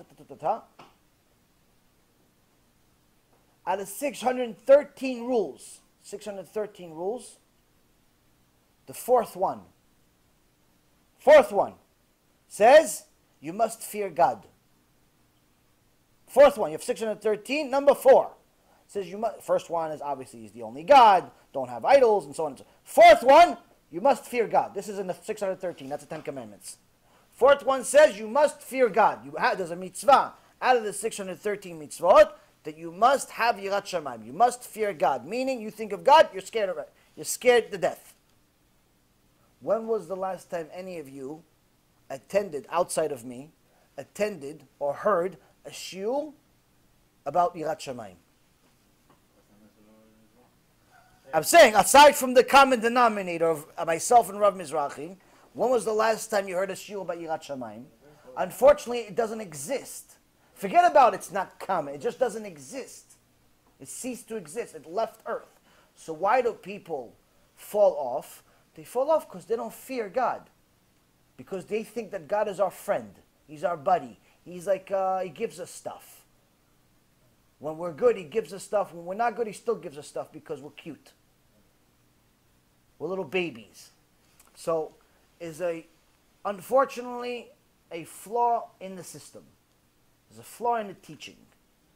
We're not teaching the foundation of Torah, which is Yirat Shamayim. Yirat Hashem iyotzaro. Fear of Hashem, that's his treasure. There's a pasuk in the Torah. It says that Hashem considers, he had two otzarim. He had two things that were considered his treasure. One of them was Shabbat. The other one was Yirat Shamayim. He gave us Shabbat. He has one left. What is it? Yirat Shamayim. No Yirat Shamayim, he has nothing left. So, that's the thing that is missing. We need people that care. We need people that teach appropriately. We need people that are obviously learn appropriately. And unfortunately, we need people to overcome their fakeness. There is a pasuk in the Torah. It says, "Bepivu b'sfatav kibduni, velibo richak mimeni." In their lips, in their mouth and their lips, they respected me, they honored me, but their hearts were far away from me. Bepivu b'sfatav kibduni, velibo richak mimeni. Why? He says, plenty of people talk a big game. Plenty of people say, oh no, I'm going to do tshuva. Oh no, I'm going to invest. Oh no, I'm going to do this. I'm going to do this. I'm going to reign. A lot of people talk. Very few people do. So, for example, when you go to Bati Knesset for the holidays, the secular and the religious donate money. Everyone donates money during the holidays. It's very rare that someone goes to Bati Knesset and doesn't donate. Very rare. Bati Knesset Chabad wants to open a new place. Very rare for someone in the community not to donate. Ashkenazi shuls have a fundraiser. It's very rare that everyone doesn't donate. Very rare. Usually everyone donates. Why? Because each one of these organizations publicize the donors on their websites, on the weeklies, on the monthlies. Oh, Mr. Smith donated 1,000. He's in Star. Mr. Moskowitz donated 5,000. He's in 2 stars. He's in silver. He's in gold. He's in Gehenom. He's in Gan Eden. He's in this one. He's in that one. Everyone donated a certain one, and they all get publicized. So why people donate? They don't donate because they care about the shul. They don't donate because they care. They care about publicity. It's like marketing. You have a business. You invest money in marketing, right? This is marketing for them. Everyone's going to see Moskowitz donated $20,000 because they're not going to say he donated $25,000. Say he's part of the gold. And everyone knows to be in gold, it's minimum $25,000. It's minimum $25,000. And they advertise it on the weekly. And they advertise it on the monthly. And they advertise it on the website. And that also, they come back to them the next year, or the next month, or the next quarter, and say, listen, time's up. For you to stay in Star K over there, you have to keep going another 25,000. So now he has to maintain. Now it's like peer pressure. And it keeps going, it keeps going, it keeps going. Why? Because people donate, not because they care about Hashem. They care about their own name. Bepivu b'spatav kibduni v'libo richak mimeni. They talk and they even do. But the heart is not for Hashem. They're not doing it for Hashem. Donations like that have they don't do much in the world. They don't get people to do tshuva. The donations that get people to do tshuva usually don't have publicity. Maybe you'll get an email thank you. Maybe. Maybe you'll get an email thank you. Other than that, no one's going to know. Are you still willing to do it? I had a bunch of emails where I forgot to say thank you. I usually try to say thank you. People donate $5, $10, $1,000, whatever they donate, I try to say thank you. But it takes a lot of time. So I forgot, whatever, I had, 3 months worth of donations that I forgot to say thank you. And I sent it to people on Friday. And one of the guys said, oh, wait a minute, I'm sorry, I don't think I just donated. He thought that I got a receipt for him donating now. He donated like $100 or something like that. He goes, oh, I think maybe somebody hacked my account because I didn't donate. I'm like, no, look at the date. It's from, I don't know, September or something like that. It's a while back, but I forgot to say thank you. So thank you. So, thank you, remind me. And he sent me another $500. Why? He appreciated the thank you. Now, Baruch Hashem, this is going to help people. It's going to help neshamot. But you just see, just even a simple thank you is going to motivate people to do things. It's just our name. It's our Yetzirah. The question is, how many thank yous do you need to open up your wallet? The question is, how many signs from Hashem do you need to care about your fellow Jew? You don't have to give anything. You just need to care. I didn't come here to raise money. I came here to explain to you guys, you want to help Am Yisrael, you want to help the religious ones, you want to help the non-religious ones, you want to help Am Yisrael, care. That's it. Care. How do you care? Just pray for them, learn for them, arrange shiurim for them, bring them to shiurim, give them the CDs. Don't tell them I told you so. Don't make them feel bad about where they're at. Just care. If you care, Hashem will do the rest. If you don't care, what are we even talking about? The question that prompts in my mind now is, why would Hashem allow the Yetzer Hara to be so extra stronger on us, to allow this flaw in the system to happen and prevent so many Jewish people from caring as much as they should? I understand we have to have a strong Yetzer Hara, but why let it be so strong? To let this flaw in the system happen and affect us so much, but so few of us care, or marginally care, if at all. Well, the reality is that just like you have a strong Yetzer Hara, you have a strong Yetzer Hara Tov. So the Gemara says that some people are created wicked. Some people created wicked. When Moshe Rabbeinu, before he became Moshe Rabbeinu, he was a prince in Egypt. But he knew he was a Jew. He knew he was part of Am Yisrael, but he was still sitting in a kingdom over there.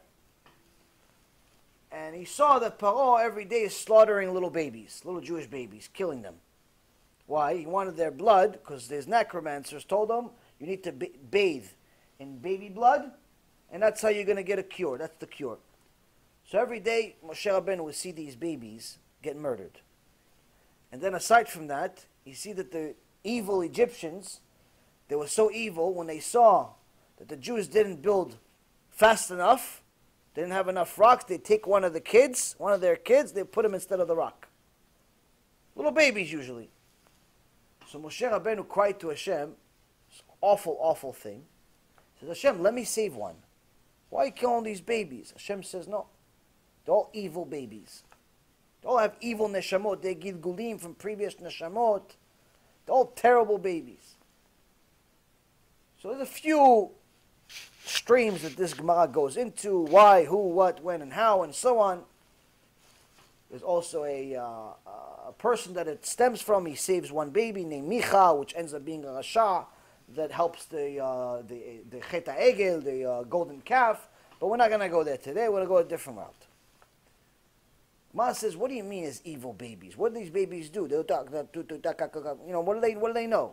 Abba, Ima, they don't even know yet. What does the baby know? It says, because the baby, there's no such thing as baby. No such thing as baby. Baby's just a body. Your neshama has been here a long, long time. And sometimes the neshama made so many sins in the previous life that it comes into this world already with a huge Yetzer Hara that's more inclined to make certain sins. Sex crimes, niuf type of things, money, all murder, whatever, all types of terrible things. So how could Hashem do this? I mean, we're already fighting with our hands tied behind our back. He says, no, absolutely not. El Rachum V'Chanun means, Hashem is merciful, means that as big as the Yetzer Hara that neshama has, it also has a Yetzer Hara Tov that could overcome it. No one comes into this world not able to beat the Yetzer Hara, meaning that at the end of the day, you're still left with a choice. All of us have a choice. There's no such thing as, why is our Yetzer Hara so strong we can't do it? No such thing as we can't do it. That's kfirah, actually. To think that Hashem created the world where we're bound to fail is kfirah in Hashem. There's no such thing. Meaning that when Hashem Yitbarach told Moshe Rabbeinu to say to Am Yisrael that the Torah is in your lips, is in your heart. It's in their lips, it's in their heart to do. What do you mean? The Yetzer Hara Tov is already there. The Yetzer Hara is also there. But don't worry. You have the strength to overcome it. You have the strength. There's no question about it. You have the strength. Now, why do so many people not overcome it? That's always been the case. There's always been Reshaim. There's always been wicked people. There's always been people that have failed. The only difference today is that we live in a time that we see it. Much more than any other generation. There's media, there's more Yetzirah, there's more different things, but there's always been Reshaim in the world. Either way, the only thing we can worry about today is what's in front of us. The image that's in front of us when we look in the mirror, and the people that are in front of us when we look beyond the mirror. That's the only thing we can do anything about. If we have the ability to help them, we help them. But as far as a difficult generation, of course. Of course it's a difficult generation. The Chachamim already said it's going to be a difficult generation. Why? Because in order for you to be saved at the time of Mashiach, you have to be an extra high level. An extra high level. Why do you have to be an extra high level? Because again, since this is, in essence, the last generation, this is the last generation, if you will, that means that you've been here, I've been here, all of us have been here, the most amount of times. Meaning we're the losers from all the generations. We're the ones that have made the most mess-ups throughout all of the generations. And this is what we have left. Not all of us are going to have an opportunity. Not all of us. Can some of us? Baruch Hashem, of course. Can many of us? Baruch Hashem, of course. All of us? Not necessarily. Not necessarily. So, to complain about the circumstances is not going to help anyone. To a homeless guy complaining about money, it's not going to help him become rich. What's going to help him become rich? Get a job. What's going to help somebody become tzaddik? Learn Torah. Do what Hashem says. Complaining about the circumstances is not going to help anyone. It's difficult, of course, but there's also, just as much as there's difficulty, there's siyata dishmaya. There's help from heaven. So sometimes you see, mamash, open miracles. You see somebody do tshuva, you see open miracles. I always tell people the amazing story about some of my Baalei Tshuva that literally they have a difficult time doing Tshuva in the beginning because it usually requires a big step. And every time they take the big step, something big happens. Every single time, never fails. Baruch Hashem, every single time. One guy said, I don't know what to do, I need to learn, but there's no place to learn, there's no place this, there's no place that, all different types of complaints. He's like, listen, I watch your shiurim online. It's good, but I need a place to go there, learn and pray and so on, but there's nothing here. Mamash, 24 hours after he complained to me about all the terrible circumstances that he's living in, and how it's hard to do mitzvot, and how it's hard to learn, and how, the next day he got an email from somebody, hey, by the way, there's a kollel opening next door to you. So, you get siyat dishmaya from heaven. If Hashem knows you're real. If Hashem knows that what's in your heart is legit. If you're a liar and you're just lying to somebody else, then obviously nothing's going to happen to you, other than bad things. So, that's the thing we need to understand. Yeah. Get what you're saying, totally. And we are who we are. We've been here forever a million times. Having said all that, and this Yetzirah, then it makes me think of Jeremiah. Mm-hmm. He wrote Echa. Okay. So what made him write that, knowing all this, he still wrote Lamentations, and he lamented over it nonetheless. Okay. Just because you see people that are wicked doesn't mean you hate them. The Gemara in Bachot also says that when Rabbi Meir Baranes was very upset at these pushim, these criminals that would torture him every day, he started praying for them to die. And Bruria, his wife, told him, don't pray for them to die. Hashem hates the sin, not the sinner. You should pray for them to do tshuva. And that's what he did. He prayed for them to do tshuva, and they all ended up doing tshuva. So, in essence, we learned from him, we learned from Jeremiah, we learned from others, that Hashem doesn't hate the sinners. He hates the sin itself. So, despite the fact that Hashem has to punish his people, despite the fact that when Am Yisrael sins, Hashem must be El Melech Ne'eman. When you say Amen, it stands for El Melech Ne'eman, a God that's a king, that's reliable, meaning that whatever he said, he's going to deliver. Whatever he said, he's going to deliver. He said there's going to be reward and punishment, there's going to be reward and punishment, regardless of what you like it or not. That's why he says over here, I didn't change. You did. I didn't change. I said there's a reward for keeping Shabbat, you'll get a reward for keeping Shabbat. I said there's punishment for violating Shabbat, you get a punishment for violating Shabbat. I said there's a reward for being intermarried, for not being intermarried, for having a kosher marriage, you'll get a reward for kosher marriage. I said you're going to get punished for intermarriage, you're going to get punished for intermarriage. And so on and so forth. When a person understands that there is a reward and punishment system, he understands that Hashem has to punish. Simple as it gets. Now, the Omek Hadin, the depth of the deen, of the judgment, is something that's beyond human comprehension. And the reason why, there's a verse, it says, Bo Cheshbon. Come to Cheshbon. Cheshbon also means accounting, math. What does it mean, Bo Cheshbon? The Baalei Mussar say, is that when someone gets to Shamayim, they have a shock of their life. What's the shock of their life? Everyone that had a near-death experience always talks about how their busha, the embarrassment they had in Shamayim was the worst part, was worse than Gehenom. It said some of the most recent one that came out, a woman that died and came back to life, she said she went to Shamayim, and the embarrassment she had was worse than the Gehenom they showed her. She said, I prayed for them to put me in Gehenom. Why is this embarrassment? Why? What's this embarrassment about? Is because we have no understanding of the Omek Hadin, the depth of the deen. What's the depth of the deen? We think that Hashem's accounting is like our accounting, retarded. That we do something good, we get good. We do something bad, we get bad. That's our accounting. Meaning like little, 5-year-olds can figure it out. 5-year-olds can figure out good, you get good. Bad, you get bad. Good, you get candy. Bad, you get, slap in the face. Right? That's what we think. That's what we think. Hashem says, Machshevotai lo machshevotechem. I don't think like you. What's Omek Hadin? What's Bo Cheshbon? What's come to accounting? The Baalei Mussar, Rabbi Yisrael Misalant, says in that book something amazing.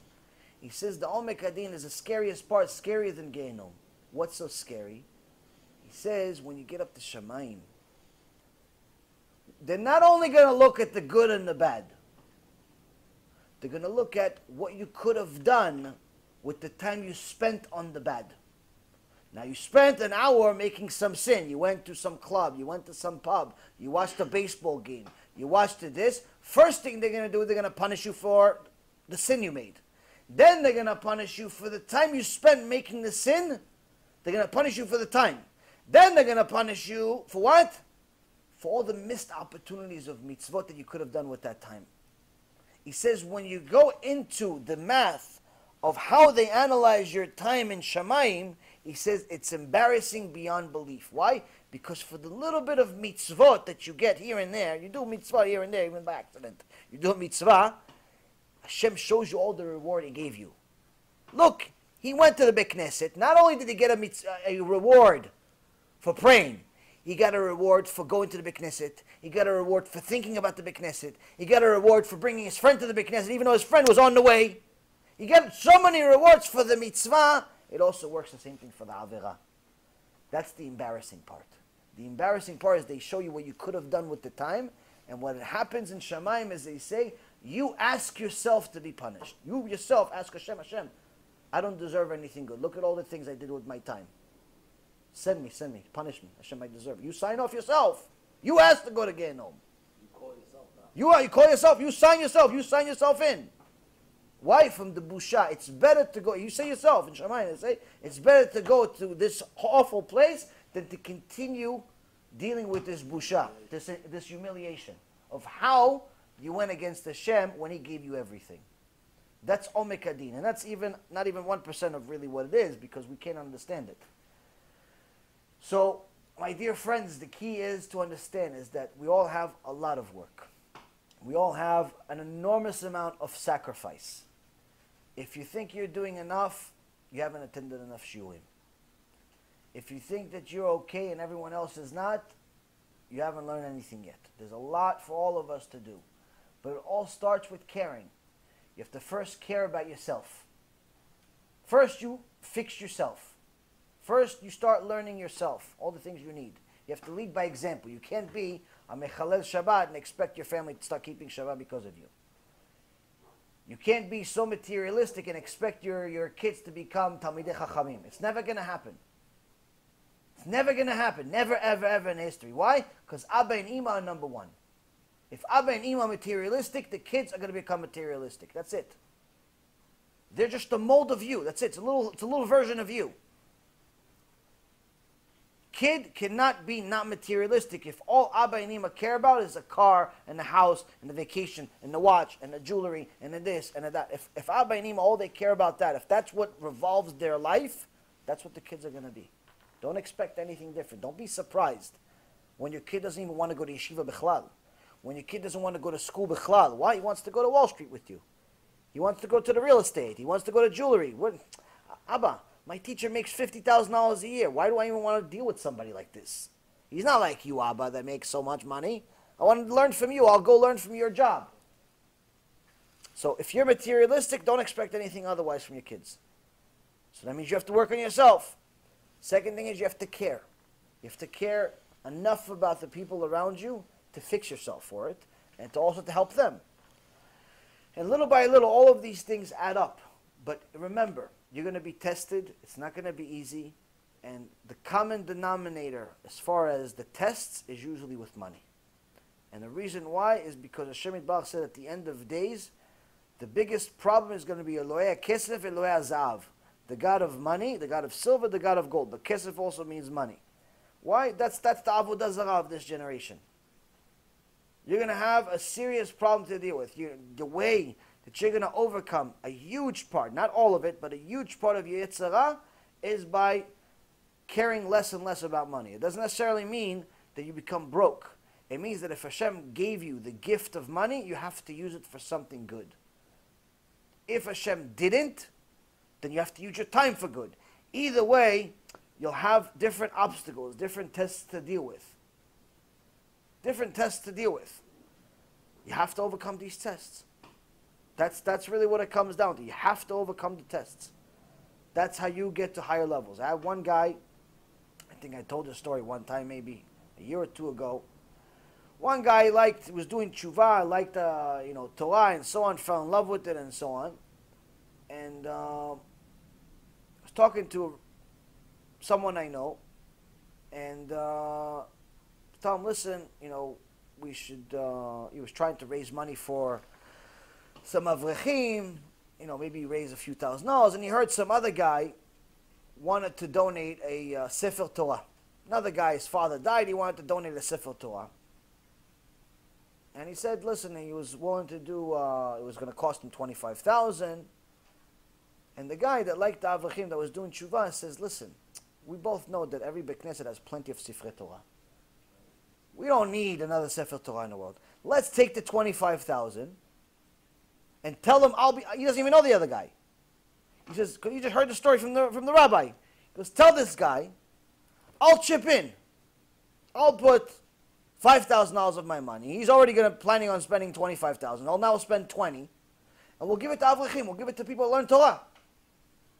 And I'll be partners with him in the mitzvah for his father's sake. He wants to do something for his father. I'll donate $5,000 for his father's sake. I don't even know the guy. Why? Because he liked Talmidei Chachamim so much. The guy that wanted to do the Sefer Torah was insulted. Why was he insulted? He's like, who is this guy to offer me $5,000? I don't need his $5,000. He had some money, the guy. He was insulted that somebody wants to chip in on his mitzvah. He was also insulted that his Sefer Torah idea wasn't the best mitzvah idea. And he said, you know what, I'm not going to do it. I'm just going to do Sefer Torah on my own. Thank you very much. Now the guy that liked the Talmidei Chachamim decided that, you know what, he was so upset that no one wants to give money to the Talmidei Chachamim. He says, you know what, I'm going to do it. The rabbi says, what do you mean you're going to do it? $25,000 you're going to do by yourself out of nowhere? He goes, I'm going to do it. Set it up. I'm going to do it. I'm going to send you $25,000. When are you going to get it? Well, that's all I have. What do you mean it's all you have? It's all I have. I have it back $25,000. I'm going to give you $25,000. Why are you going to give $25,000? Give less. No. I already said in my mind it's going to be $25,000. I'm giving you $25,000. And that's what he did. That's what he did. Give $25,000. Now, sometimes we see reward in the next world, most of the time. Sometimes we see reward in this world. Who knows? But to my knowledge, maybe, I don't know, this was a few years ago, a few years have passed. The guy actually, he liked so many Talmidei Chachamim, but you would think the guy was a businessman. He wasn't Talmid Chacham. But something happened after he gave the money. His brain opened up and became Talmid Chacham. He actually knows some Torah. He knows a lot of Torah. How Hashem pays, who knows? All I know is that he passed the test that you and I probably can't pass. The point is that every one of us is going to have different tests, different obstacles, different mountains. The Gemara says that at the end, when everyone sees Mashiach shows up, the tzaddikim are going to see a mountain. The Reshaim are going to see a little tiny little hill. And both of them are going to cry. Tzaddikim see a mountain and start crying. Reshaim see a little tiny little hill, like a step, and they start crying. Why are they crying? Why is everyone crying? So the tzaddikim see a mountain of all the obstacles they overcame. Say, Shtabach Shimolah, this is all I had to overcome to finally see Mashiach. Baruch Hashem, look how hard it was. Big mountain of different tests, obstacles, money, girls, this, that. Look all the things I had to overcome. Baruch Hashem, Mashiach is here, I made it. I made it. You start crying from excitement. The Reshaim, they see a little tiny little hill. What? One little mitzvah they couldn't do. They couldn't keep Shabbat. They didn't feel like even starting. They couldn't keep Shabbat. They couldn't keep Tahat Mishpacha. They couldn't leave the girl. They couldn't leave the guy. One tiny little thing. They didn't even start. There was no mountain. They weren't even willing to start tshuva. He says, look, if you would have just started your tshuva with that one step, with that one donation, with the one girl that you had to leave, with the one guy you had to leave, with the one thing, one test I gave you, one tiny little mountain I gave you, you would have seen Mashiach. One thing you would have done. Because I would have helped you with the rest of the way. I would have helped you with the rest of the way. I would have helped you. Just a little bit of mesirut nefesh. A little bit of caring. Just a little, not a lot, a little. You're tzaddik, katan. Not gadol, katan. Just a little bit of mesirut nefesh you didn't do. Now look, is Mashiach's first and last time you're going to see him. Now I have to punish you.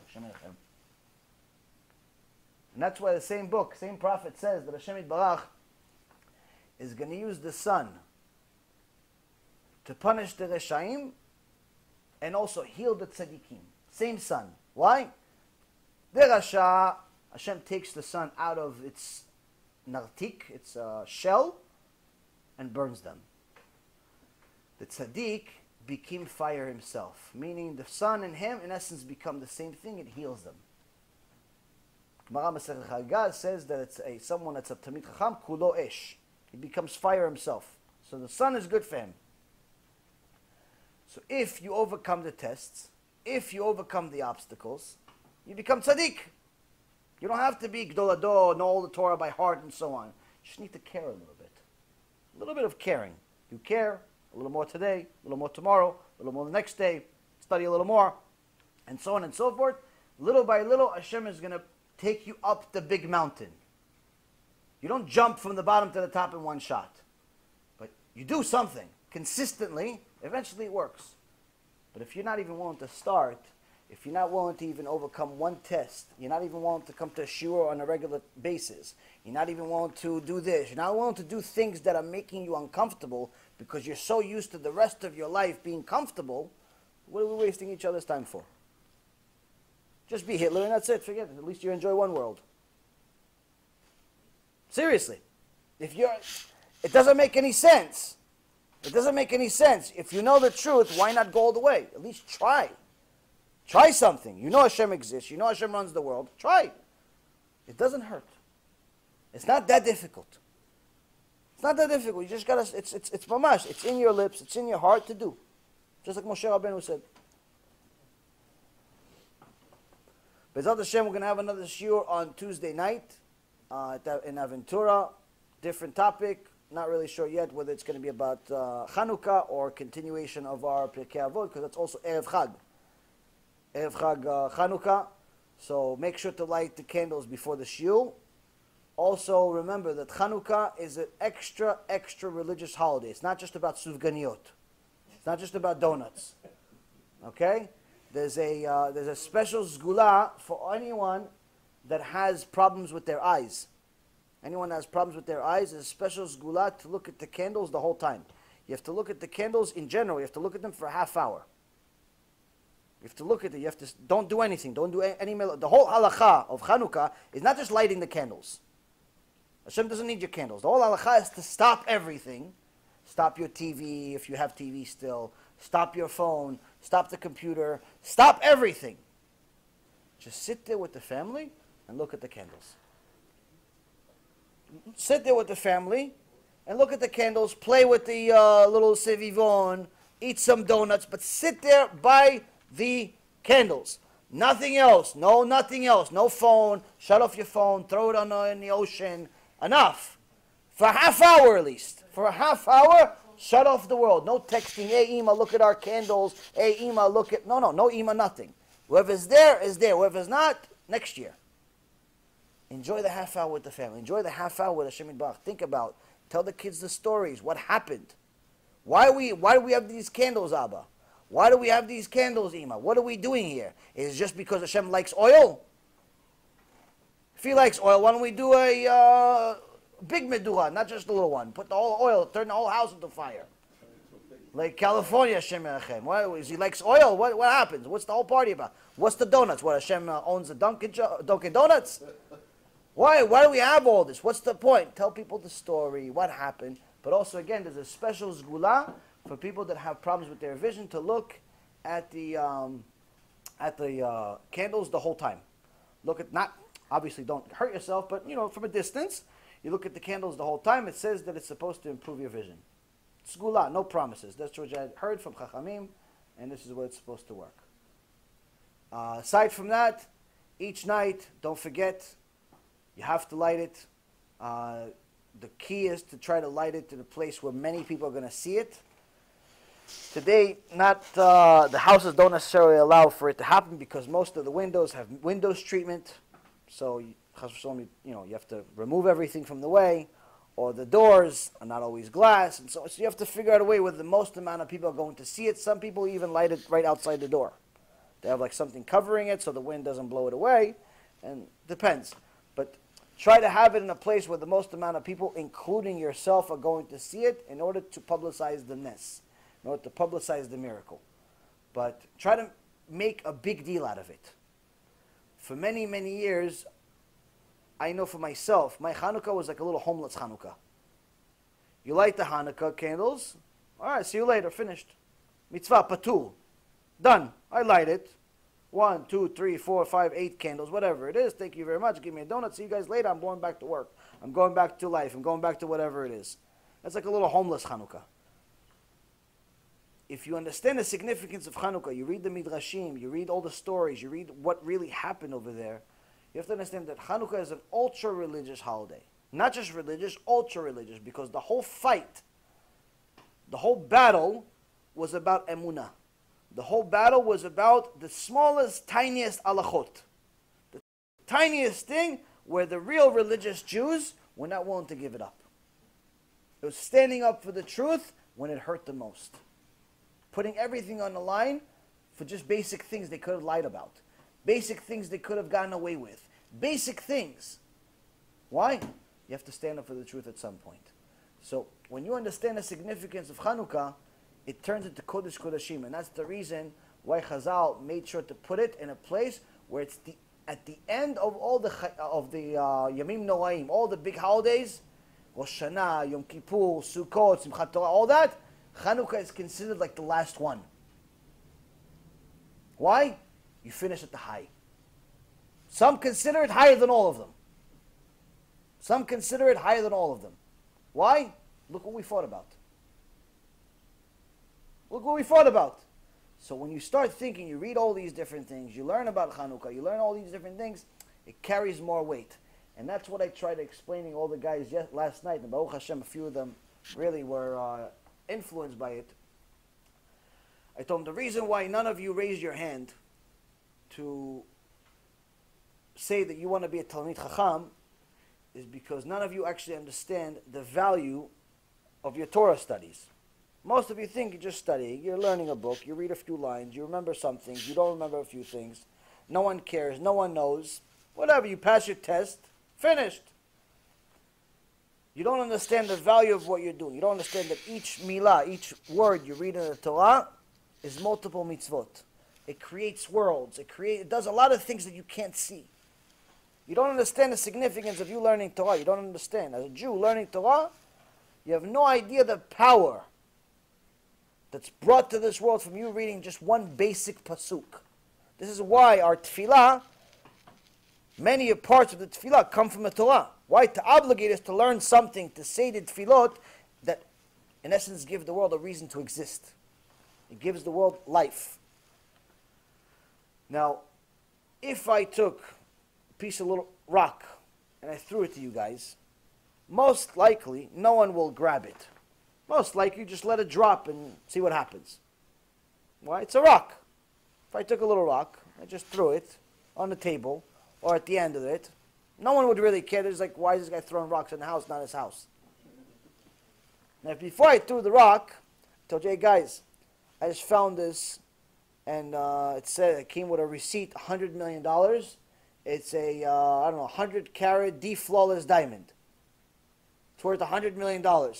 And I just went like this. Forget I threw it. Before I left my hand, all of you are jumping on me, on the diamond, on the everything, killing, punching, stabbing. What happened? It's a rock. Either way, it's a rock. What happened?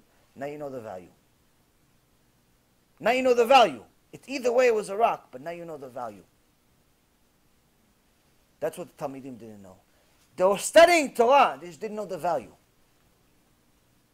When you understand that the value of your Torah is keeping the world alive, something changes. When you understand that the value of your limud is changing the world, something changes. When you understand that your tshuva is significant, gives Hashem a reason to keep the world alive, something changes. When you understand that you sacrificing a fight with your wife because you want to help her do tshuva, something changes. When you understand the significance of what you're doing, you're going to care more. You're going to do it with more passion. You're going to do it with more feeling behind it. You're just going to say, hey, do this, do this, do this. You're not going to start yelling at people just to do stuff. Why? Because you know this has to get done. So if I want it to get done, I have to tread carefully. I have to do this, I have to do this, I have to do this, I have to take this step, that step. You have to do different things. You have to be clever. Why? Because you care about the execution. You care about it actually happening. If you don't care, you just throw it in the air just to make sure it gets to the other end. And if it doesn't, big deal. But when you care, oh, you know what? If I throw it this way, it's not good. If I throw it that, you know what? Let me just walk it over. Let me just get it there. It's going to take longer. It's going to be harder. But it'll get there. When you understand the value of your tshuva, your mitzvot, your conversion, your whatever you're doing that for kavod Hashem, you understand the value of it, everything changes. The key is for us to understand the value of each and every single one of our mitzvot. It starts with a simple, not so simple holiday like Hanukkah. Most people think it's just about lighting some candles, eating some donuts, and you're finished. It's as far from the truth as it can be. It's very, very different than that. Hanukkah is a holiday for the most religious people in Am Yisrael. Why? That's the only ones that survived. All the ones that were secular, all the ones that were materialistic died. Hashem killed all of them. This holiday is for people that stuck to Hashem when it was most difficult. That's the people who are going to survive when Mashiach comes. So, if you care, you're going to learn about it. If you care, you're going to figure out, how could I be like this? What could I do? What happens when Mashiach comes? Am I ready? Am I not ready? He's not ready. I'm not ready. No one's ready. Okay, let's get ready. Next week, B'ezrat Hashem, we bring more people. Tuesday, more people. B'ezrat Hashem, Wednesday, we'll have another shiur in Aventura, a different place. More people. Keep trying. Don't give up. Keep learning. And B'ezrat Hashem, we'll have a lot of atzlacha. B'ezrat Hashem, every one of us will have a great week. הצלחה רבה, פרנסה טובה, חיים ארוכים, שלמים, מלאים תורה, מצוות וגמילות חסדים, לנו, לבעל הבית בעזרת השם, משפחתו, and all of עם ישראל בעזרת השם. ברוך ה' לעולם, אמן ואמן.